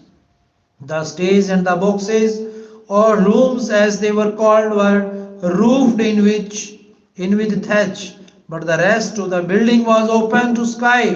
The boxes were frequented by the wealthier and more aristocratic playgoers, some of whom, however, assumed the privilege of sitting on the stage. No seats were provided for the groundlings in the yard for pit into this yard rain.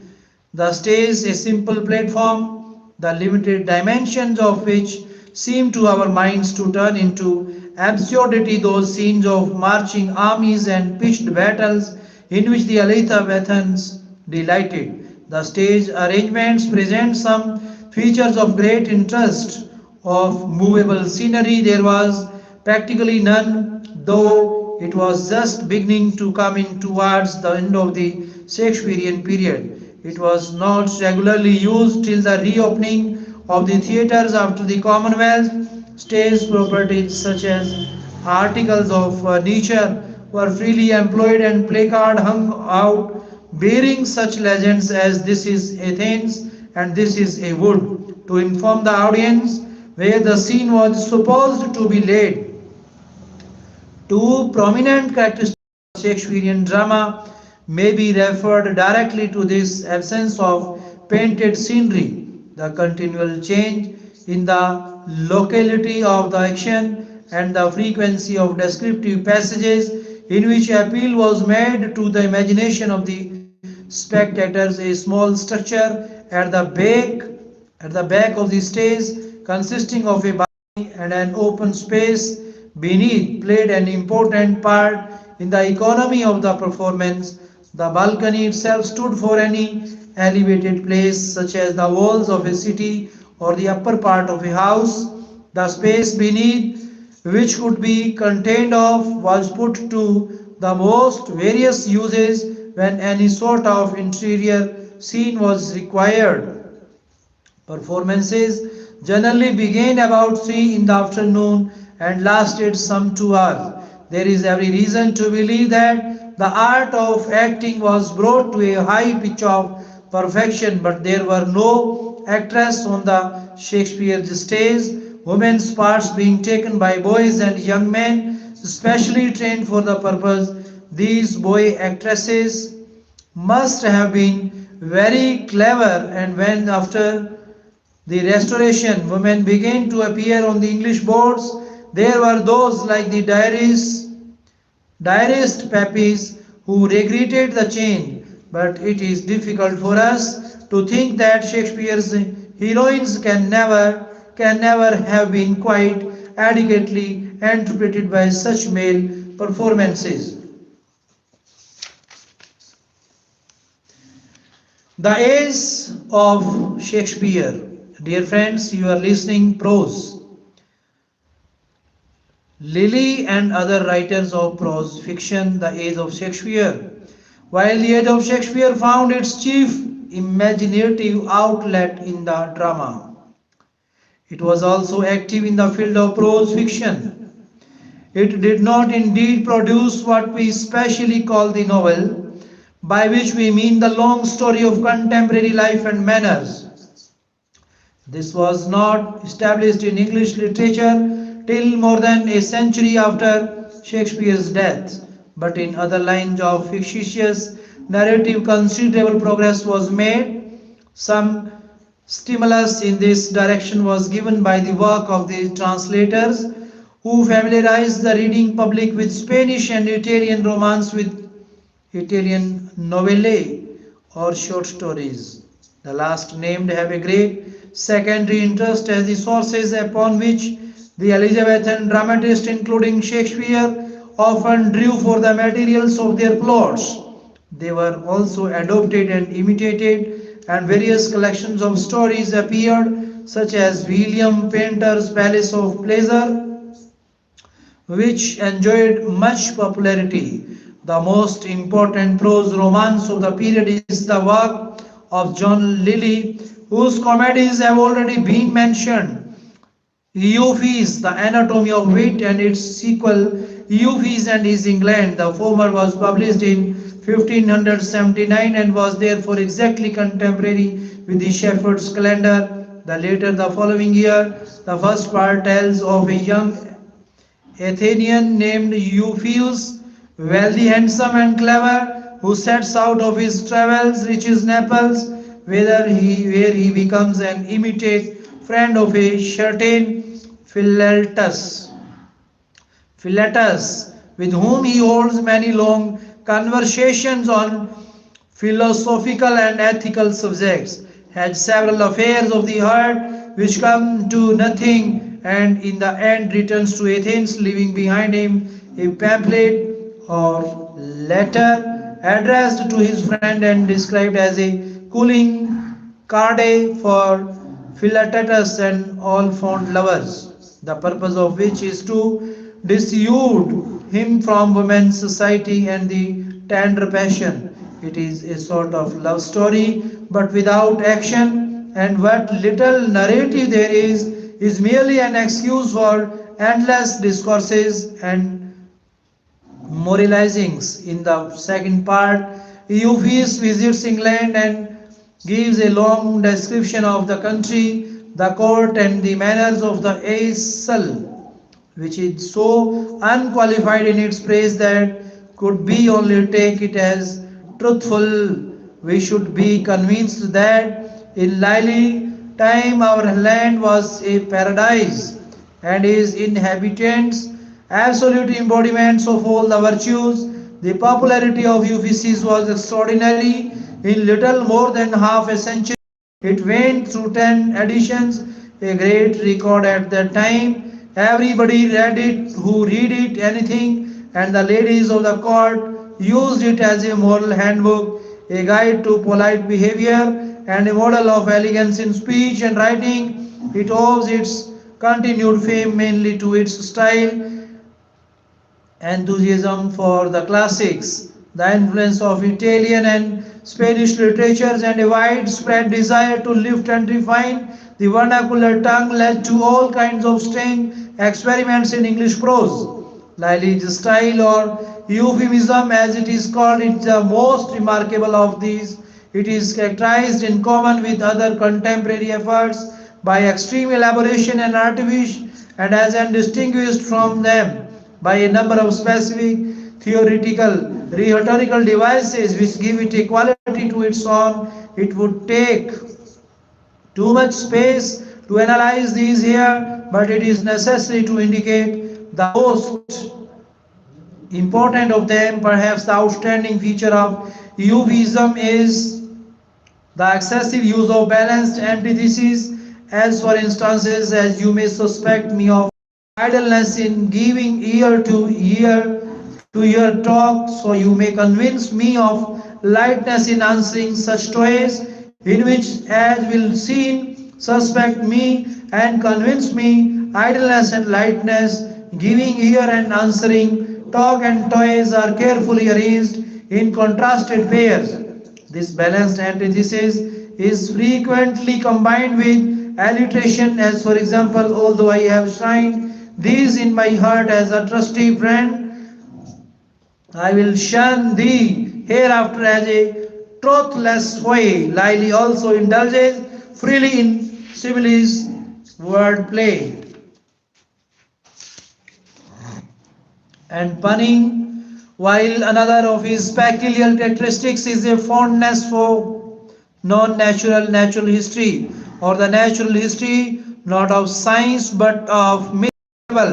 Thus we read to our astonishment of a bird named Atajan, who never sinketh any time after she is taken, of a precious gem Draconites, which is found in the dragon of a harp, dictanum, in which the wounded deer always finds an unfailing remedy, and so on. Shakespeare gives us an example of the same sort of fantastic pseudoscience when he writes of the toad as ugly and venomous, but as wearing none of the precious jewel in his head. The second place in Elizabethan romance may be assigned to Sir Philip Sidney's Arcadia, completed about 1581.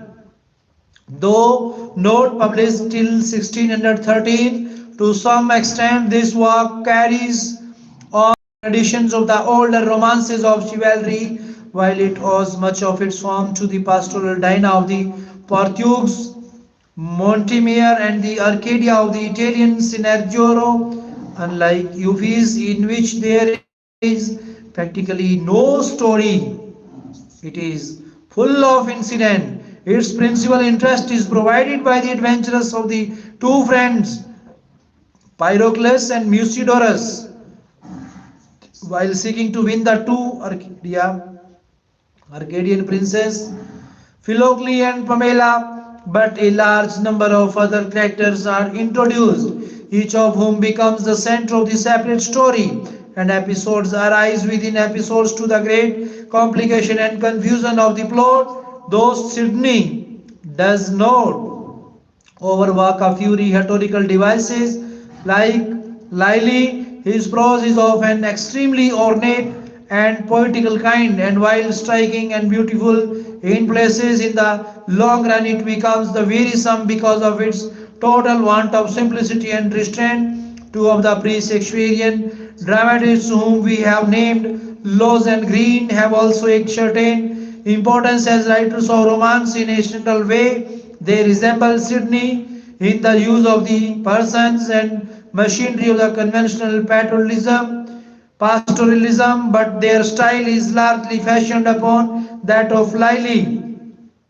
Each produced each other work, one book, which is still of interest, not however on account of its intrinsic merits, but because of its connection with Shakespeare. Lawes, Rosalind, Euphues' Golden Legacy furnished the raw materials of As You Like It, Green's Pandosto, The Triumph of Time, those of Winter's Tale, a third of the University Wits, Thomas Nash had a place somewhat apart, for at a time when the tendency in fiction was almost entirely towards romance, he gave a distinct lead in the direction of realism of a coarse description.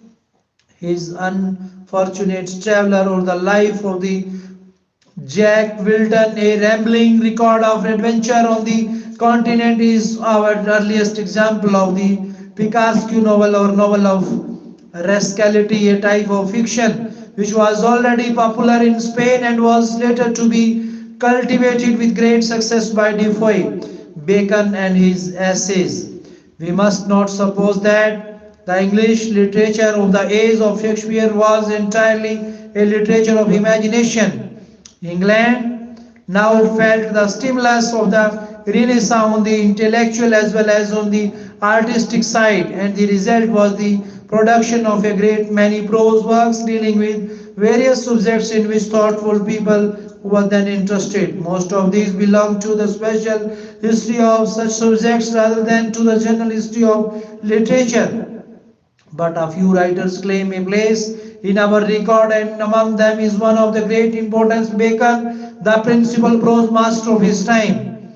The second son of a famous lawyer and statesman, Francis Bacon was born on 22nd January 1561. As a boy, his wit and precocity attracted the attention of the Queen, who used jestingly to call him her young Lord Keeper. His father, then being the keeper of the great seal of England, he was educated at Trinity College, Cambridge, and in preparing for a career of statesman was sent to Paris in the suite of the English ambassador.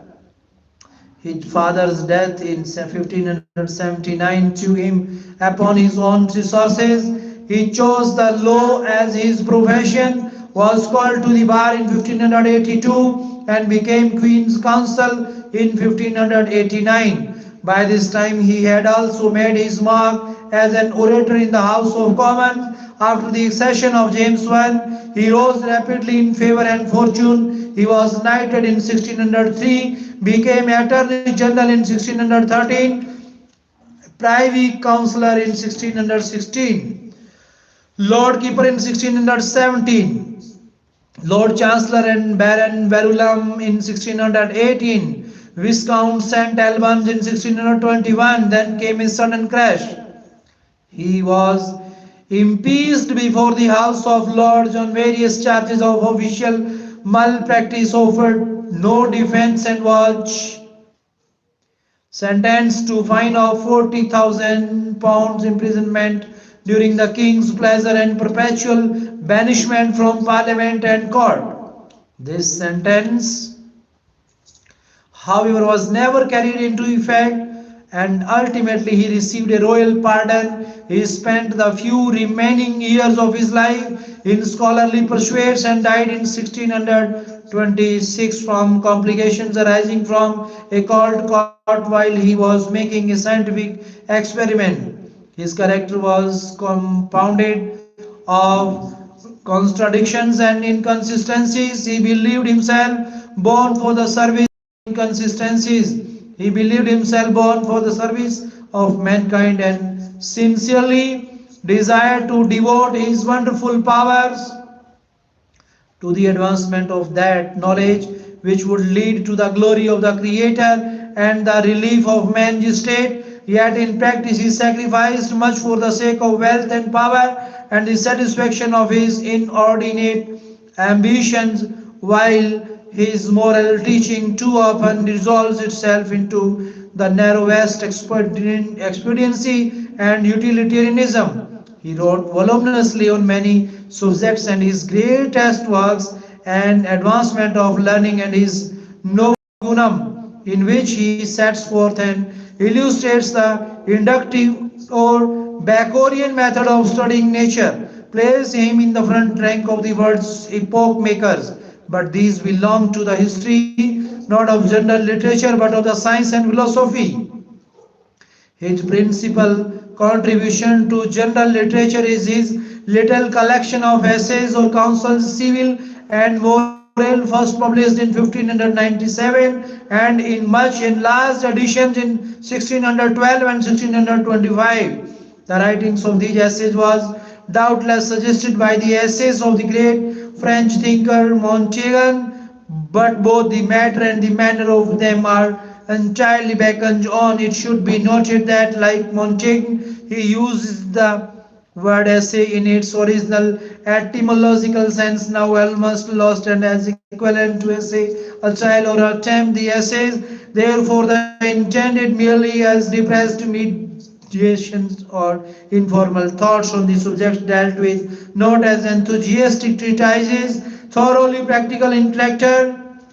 They concern themselves for the most part with the conduct of life in private and public affairs, and thus with things which come home to men's business and bosoms. Extraordinary insight and sagacity are their salient features, salient qualities beyond perhaps any other book of the same size.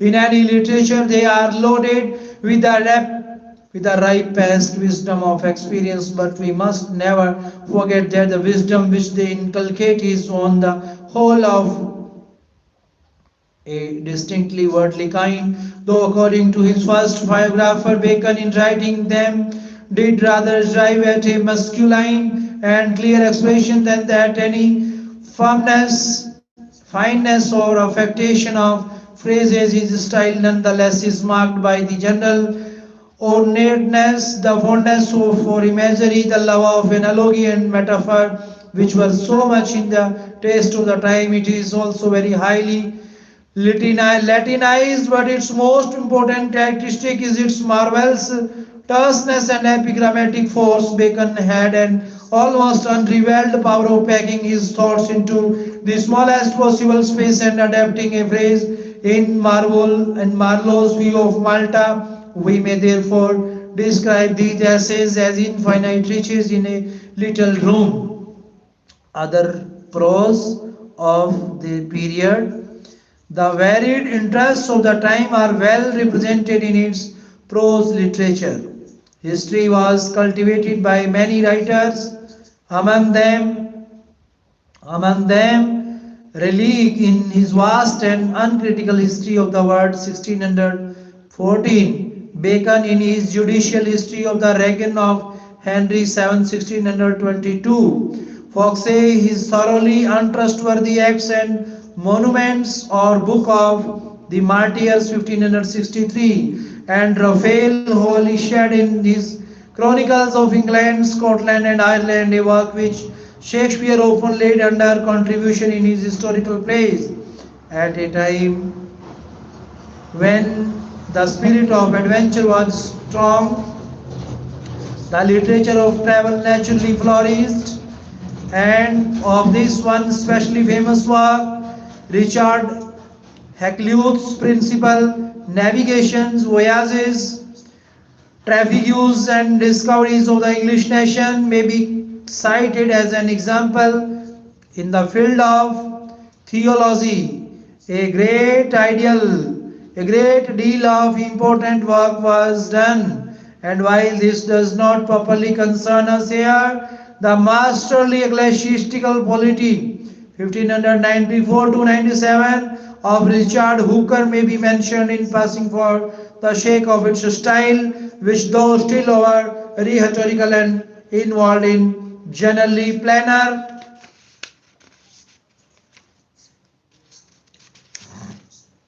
and simpler than most contemporary prose. In this context,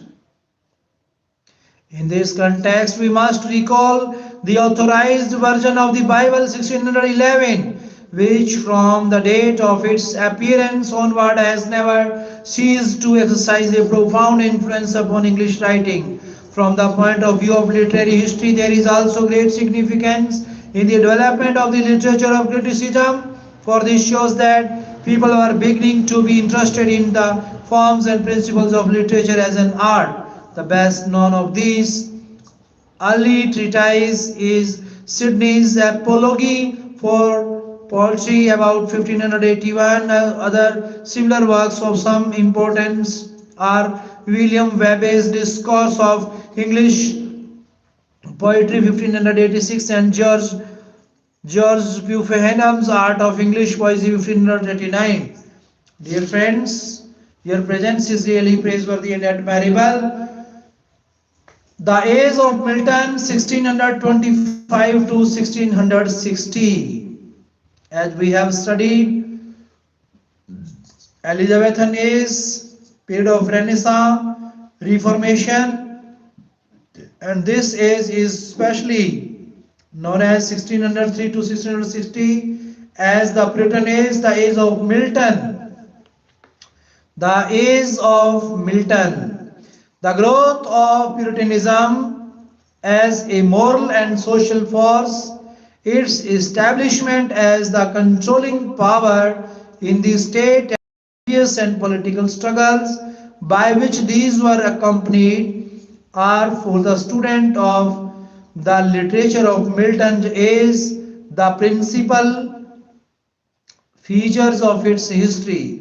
At the time of Reformation, though the counsels of the more moderate men prevailed, there were not wanting those of a more radical cast of mind who were dissatisfied with the religious settlement accomplished by Archbishop Parker and his colleagues, because they held that the Church of England as organized by them did not differ sufficiently from the Church of Rome.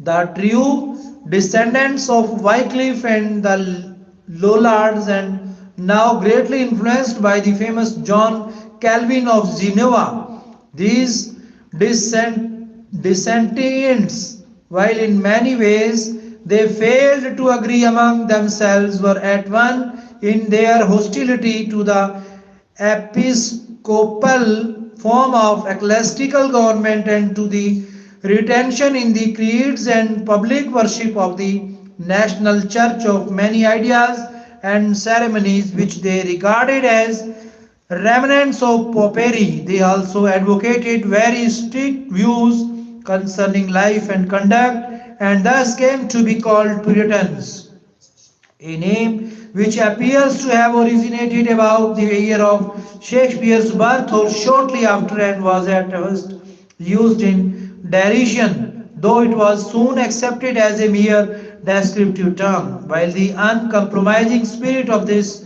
party spread steadily among the English middle classes during the reign of James I, it was not till the time of its successor that Puritanism emerged as a great national power, a combination of causes now led to its practical success. The fast growing flippancy and profligacy of the upper classes by drawing towards it the sympathies of serious men of various shades of opinion greatly increased its moral and social influence. The high-handed policy of Laud and his determination to enforce his will by persecution meanwhile precipitated a fierce conflict within the religious world and brought all the enemies of episcopacy into line. Then came the monstrous encroachments of Charles upon the rights of the commons and the constitutional privileges of the English people. Their keen sense of the supremacy their keen sense of the supremacy of God as the ruler of rulers and of the prerogatives of the individual conscience made the Puritans intolerant of earthly tyranny in any form. Thus, Puritanism became a political as well as a moral and religious force, and a very critical time. The great custodians and defenders of our jeopardized liberties after a storm period of civil war. It triumphed with the triumph of Oliver Cromwell, and during the few years of the Commonwealth it was supreme. Within its reign, the influence of Puritanism upon the tone and temper of English life and thought was profound. The spirit which it introduced was noble and it was hard and stern. We admire the Puritan's integrity and uprightness, but we deplore his fanaticism, his morosness, and the narrowness of his outlook and sympathies. He was an intense and God fearing but illiberal and unreasonable man. While in the light of the conditions of the time, we can make the fullest allowance for his violent and extreme reaction against prevailing abuses, we are still bound to admit that his was a one-sided and unwholesome view of the world, for in his preoccupation with moral and spiritual things he generally neglected and often expressly denounced the science and art, the knowledge and beauty which give value to the secular life. To the extent of its power, Puritanism destroyed human culture and sought to confine literature within the circumscribed field of its own particular interest. While fatal to art, it was thus almost fatal to literature. It was only here and there that a writer arose who was able to absorb all its strength while transcending its limitations. This was emphatically the case with Milton, the greatest product of Puritanism in our literature, in whose genius and work, however, the moral and religious influences of Puritanism are combined with the generous culture of the Renaissance. Milton's life. John Milton was born in Bradstreet, Cheapside, London on 9th December 1608, or some 4 years before Shakespeare's retirement to Stratford. His father, though strongly Puritan in his sympathies, was nonetheless a lover of literature and art, and the child enjoyed all the advantages of a cultivated home. He was educated at St. Paul's School and at Christ College, Cambridge, where he remained 7 years, taking his BA in 1629 and his MA in 1633. His systematic studies did not, however, close with the close of his college courses. Realizing that he could not consistently enter the church for which he had been intended and feeling no call to any other profession, he decided to give himself up entirely to self culture and poetry. Fortunately, his father was in a financial position to further his wishes and own the living Cambridge. He accordingly took up his abode in the country house of the family at Horton, Buckinghamshire, some 17 miles from London. While a boy at school, as he himself tells us, his books had kept him out of bed till midnight. At the university, he had shown the same untiring devotion to learning, and now, during 6 years of almost uninterrupted seclusion, he was able to pursue his studious way undisturbed, building steadily upon the firm foundations he had already laid. Milton thus became a very great scholar.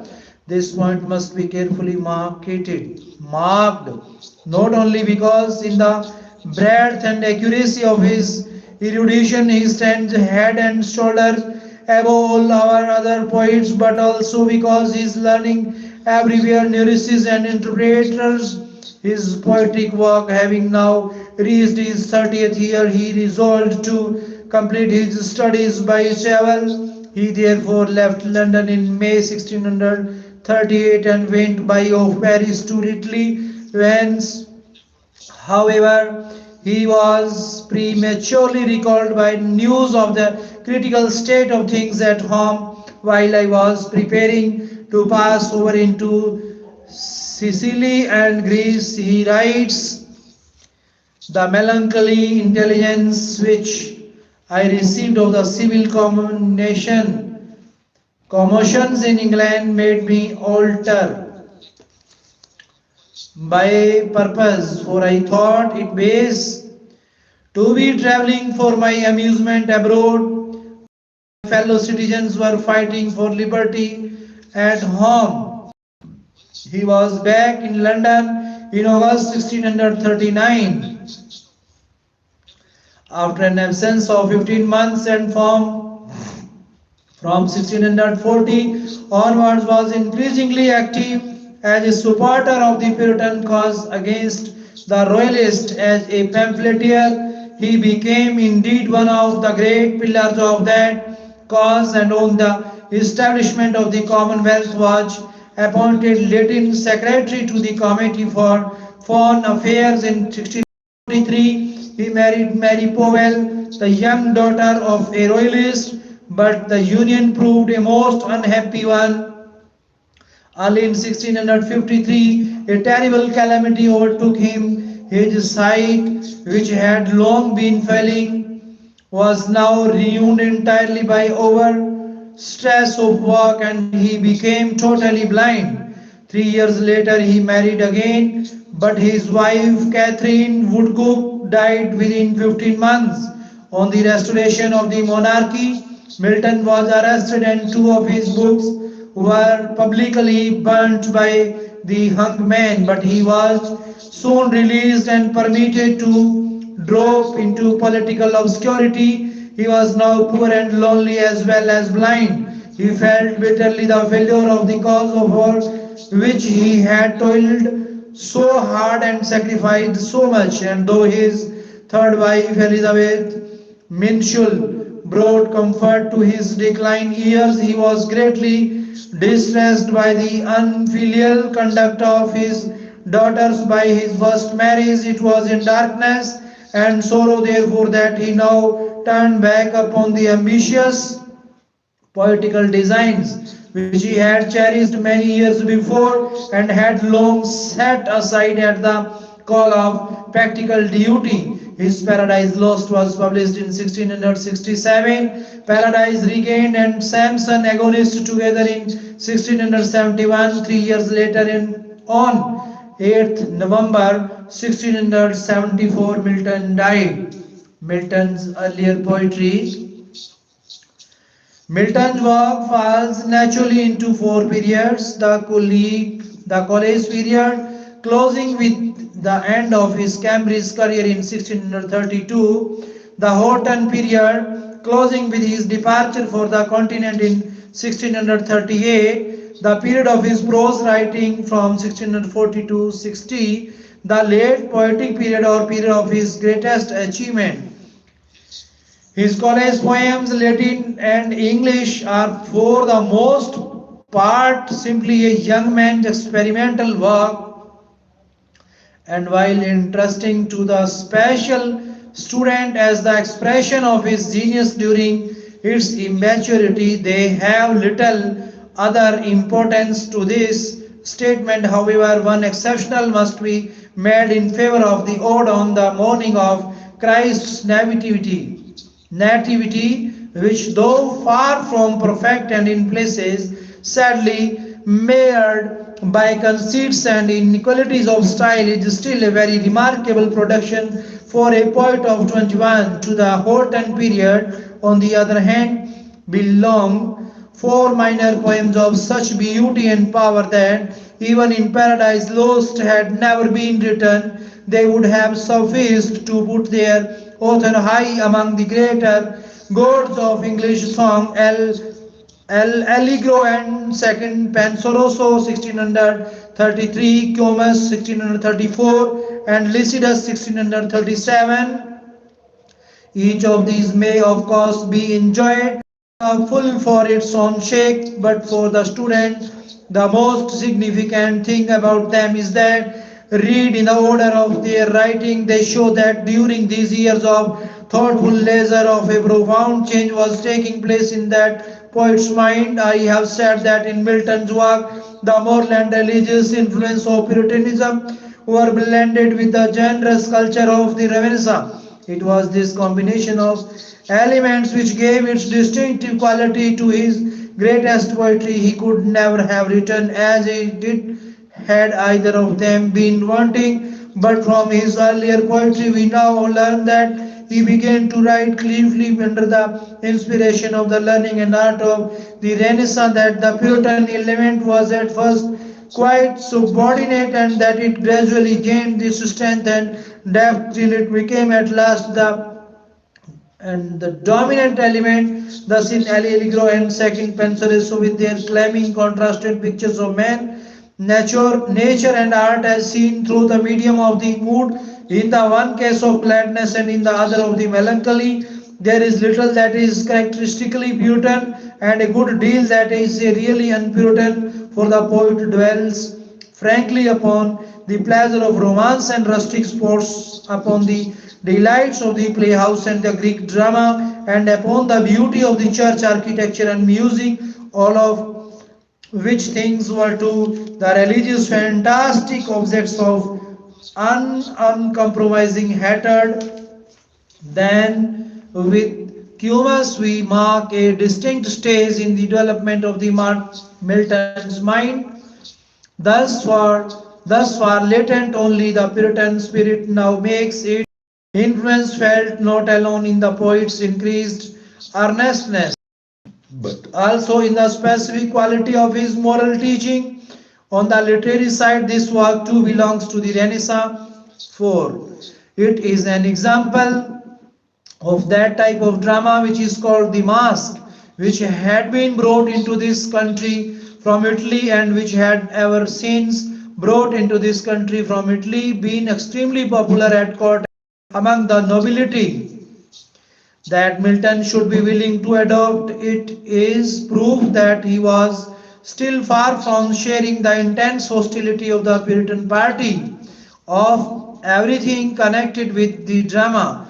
But though he wrote in the forms of Renaissance art, he filled them with his strenuous moral spirit and meaning. For his simple story of the lady lost in the woods, lured away by Cumas and his band of revelers, and rescued by her brothers with the help of an attendant spirit and the river nymph, is a patent allegory of virtue attacked by sensuality and conquering by divine aid. Here, then, we see the two streams of influence by which Milton's genius was fed running together, and note that while the drama is loaded with classical learning, the nobility of its tone and the superb faith in God which is expressed through it testify to the growing power of religious inspiration over the poet's thought. Finally, in Lycidas we have a Puritanism which is political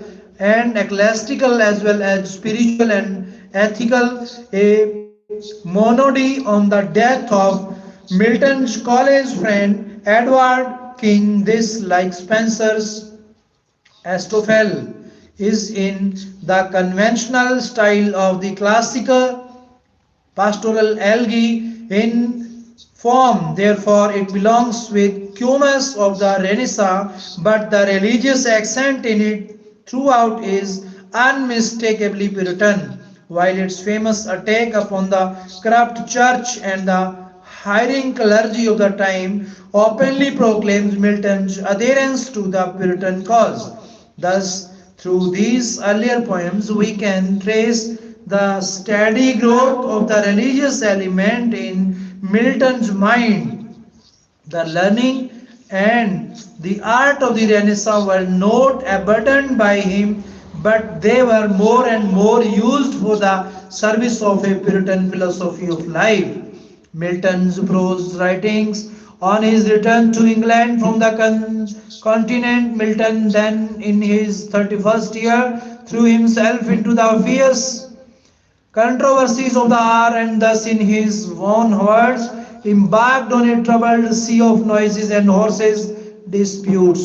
To write a great epic poem had already taken shape in his mind, but this he laid aside in order that he might give all his strength and industry to the performance of what he conceived to be a great public duty.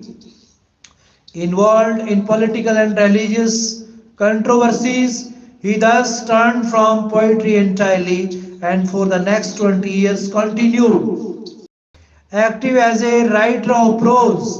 When we remember that Milton was incomparably the greatest poet of his age, and that in the very prime of his manhood and during a space of time almost equal to the whole period of Shakespeare's dramatic activity, he produced all told about a dozen sonnets. We can form some idea of what literature must have lost through his preoccupation with temporary matters. His prose works are not today very interesting in themselves, nor indeed do they make very agreeable reading, for though they are often filled with noble earnestness and are redeemed by occasional bursts of splendid eloquence, they are too often marred by the coarseness of phrase and the intense bitterness of temper which were the prevailing characteristics of the polemical literature of their time. Moreover, their style is heavy and humorous. Milton himself said that they were the work of his left hand, and we can learn from almost every page that his left hand did not possess the cunning of the right, the long trailing sentences, the involved constructions, the parentheses, the Latin inversion, or in fact show that when Milton wrote modern English prose had not yet come into existence. One of these treatises, however, stands altogether apart, the great and noble Iopazulitica, directed against an order of parliament, plea for freedom of thought and speech, and it should be ready by every lover of literature and of intellectual liberty. Milton's later poetry. It was not till the restoration of the monarchy drove him into private life and obscurity that Milton found leisure to accomplish the immense task which year by year he had kept in the background of his mind. Now, in Paradise Lost, he produced our greatest English poem. It is in the study of this stupendous masterpiece of intellectual energy and creative power that the full significance of that combination of qualities in his work of which we have spoken becomes apparent. The inspiration and the subject matter of the poem alike come from Milton's Puritanism. Paradise Lost is written as an exposition of his theology upon the foundation of that theology it undertakes to assert eternal providence and justify the ways of God to man. But if, as a thinker and moralist, he now belonged to completely to Puritanism, as he had not ceased, he had not ceased to belong to the Renaissance. And in its form and style, its machinery and method, the poem everywhere takes us back to Milton's evolved models,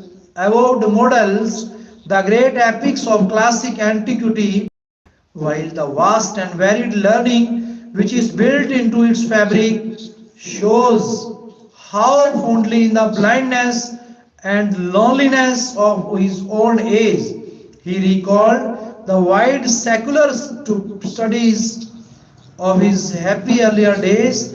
Even now, then the Puritan in Milton had not killed the humanist with the zeal for righteousness and the strenuous moral purpose which pertained to the one. There were still blended the love of learning and the passion for beauty, which were characteristics of the other. That Milton should have written the greatest regular epic poem in any modern literature and should yet have written it not on a classical but on a theological subject, and as the vehicle of Christian teaching is thus one fact of capital importance in the consideration of his work.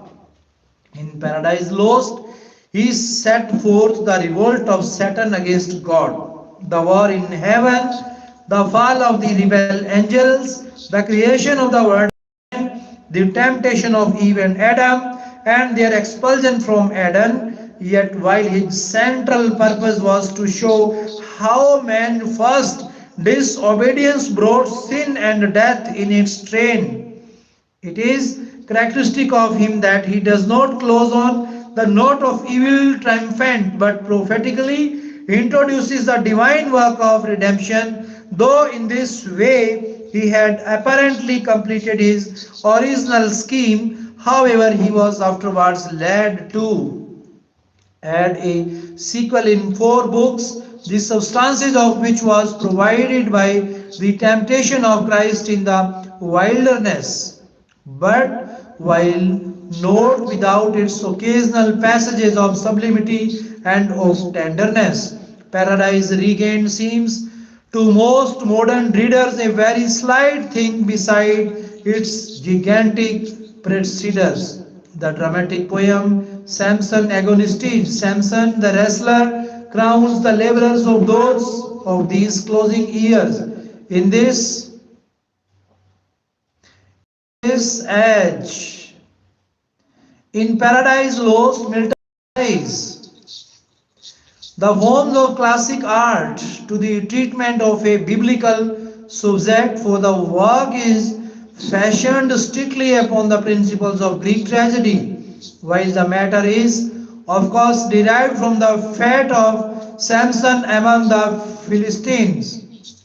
This subject had been in Milton's thought many years before when he had been casting about for a theme for his epic, but returned to it now in all probability because he saw in the hero an image both of himself blind, disappointed, and surrendered by enemies, and of the Puritan cause overwhelmed by the might of its foes.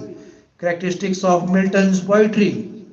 After Shakespeare, Milton is the greatest English poet, which means that he is the greatest English poet outside the drama. Moreover, in the almost unanimous judgment of the critics, he is to be regarded as one of the three or four supreme poets of the world. In him, we have a wonderful union of intellectual power and creative power.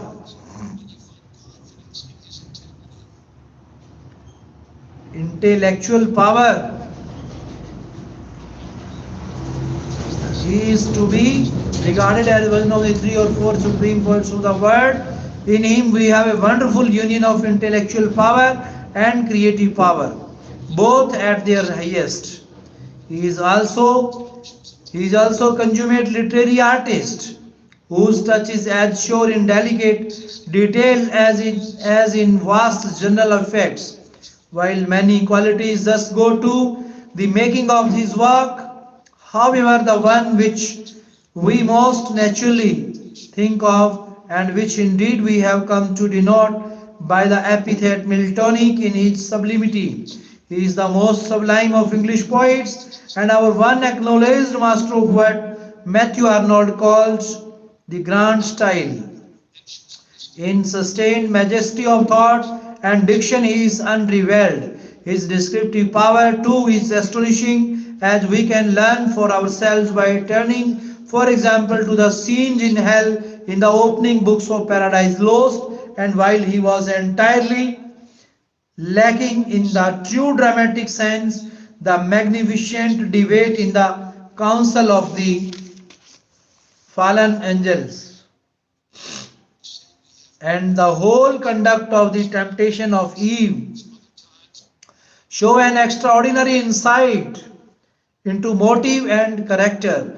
Though in theory an epic poem is supposed to be quite impersonal, Milton's epic is throughout instinct with the spirit of the man himself.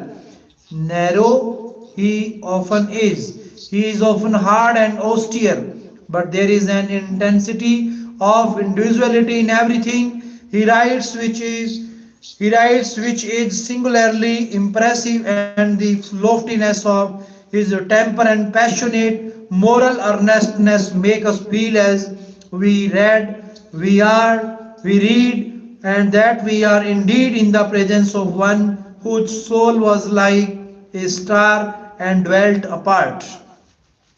In connection with the technical side of his poetry, special note should be taken of the great and varied beauty of its style and versification.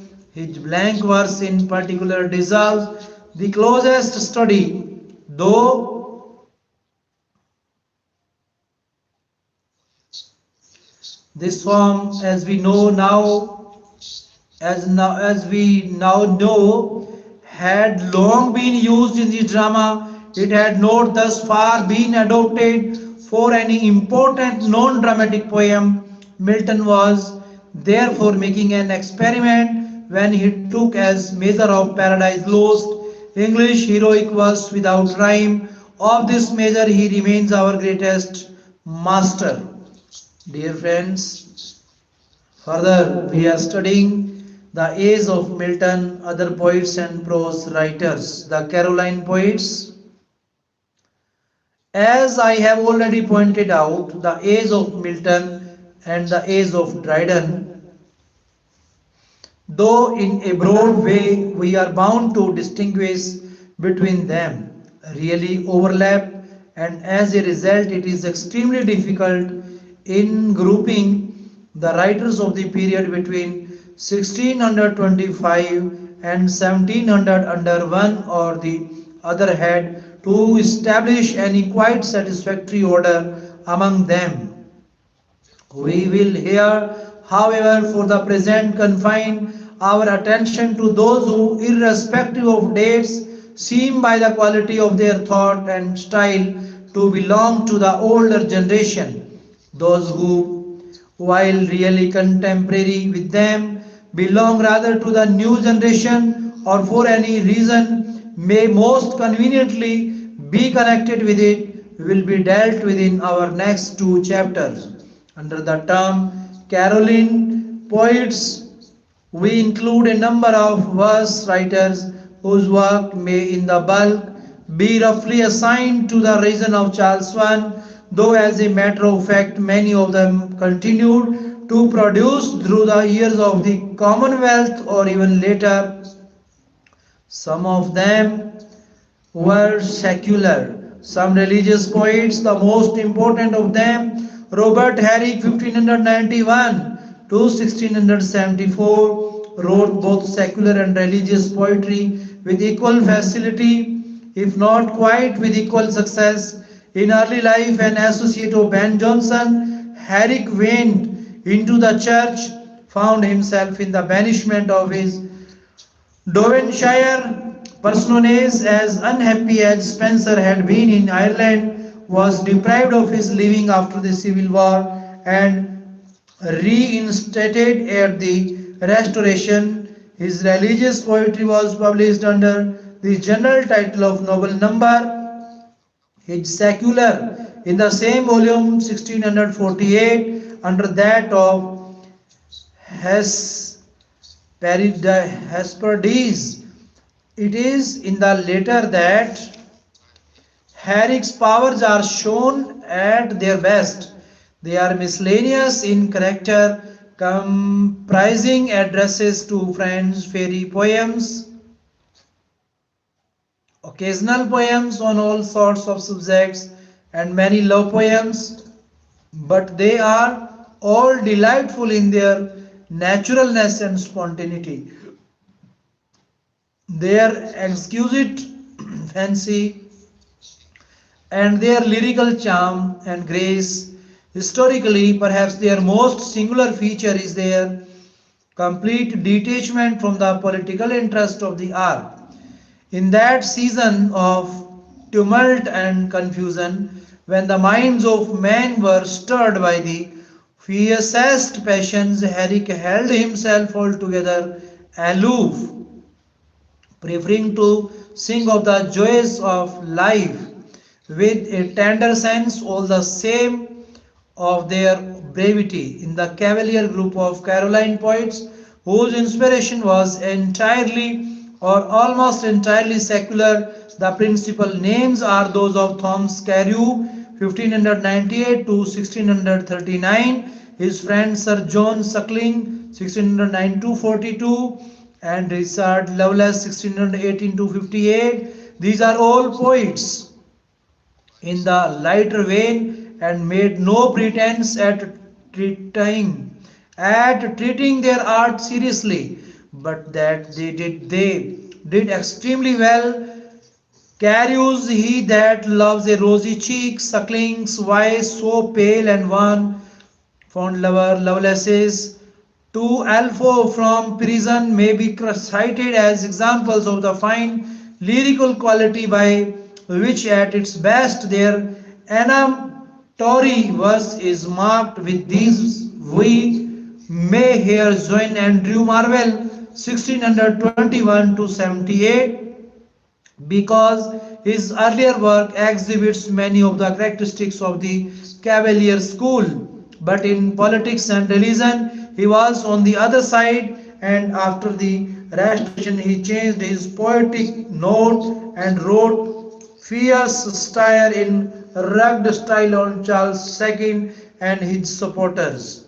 Of the Caroline poets who found their main interest in religion, the most widely known, though not politically, the greatest was George Herbert 1593 to 1633, whose collection of lyrics entitled The Temple breathes the spirit of the purest piety. The sacred verse of Richard Cresswell 1613 to 49, though very unequal and at times quite ruined by conceits, has far greater fire and passion. That of Henry Wagan 1622 to 95, while directly and powerfully influenced by Herbert, is deeper in thought and much more mystical. The relics, emblems of Francis Quel's 1592 to 1644, the text of which was illustrated by quaint engravings, must be placed on record because of their immense and long enduring popularity.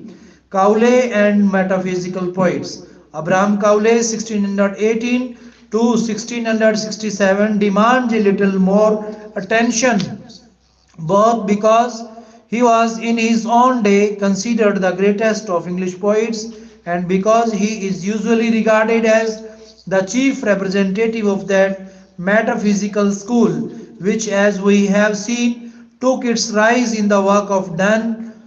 The name metaphysical was first applied to this schoolboy Johnson, and though it is not a very good one, it has kept its place in our critical vocabulary. Johnson's explanation of his term is, however excellent the metaphysical poets, he writes, were men of learning, and to show their learning was their whole endeavor. They neither copied nature nor life. Their thoughts are often new but seldom natural. They are not obvious, but neither are they just, and the reader, far from wondering that he missed them, wonders more frequently by what perverseness of industry they were ever found.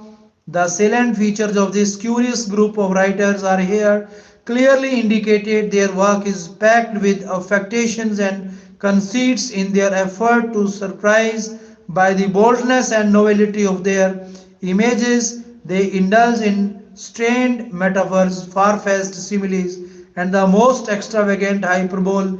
They cultivate ingenuity at any cost, substitute, philosophical substitutes, subtitles, and logical hair splitting for the natural expression of feeling, and employ their vast out of the way learning without the slightest regard to proprietary. As a result, they are in general violent, harsh, cold, and obscure, that from time to time they nonetheless give us passages or even whole poems of real power and beauty, only proves that the promptings of genius were not altogether stifled by vicious theories. But when we find a poet of the quality of Krasha, ranshaking earth and heaven for emblem of the eyes of the soaring marrow Magdalene, and describing them as,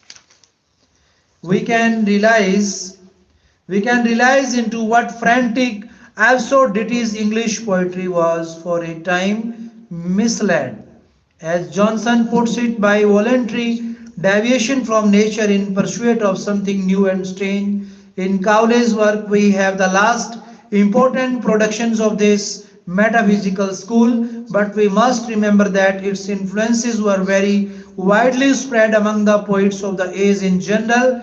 Thus, the three chief religious poets who have been named above, Krasha, Hubbard, and Wegan, were all more or less metaphysical.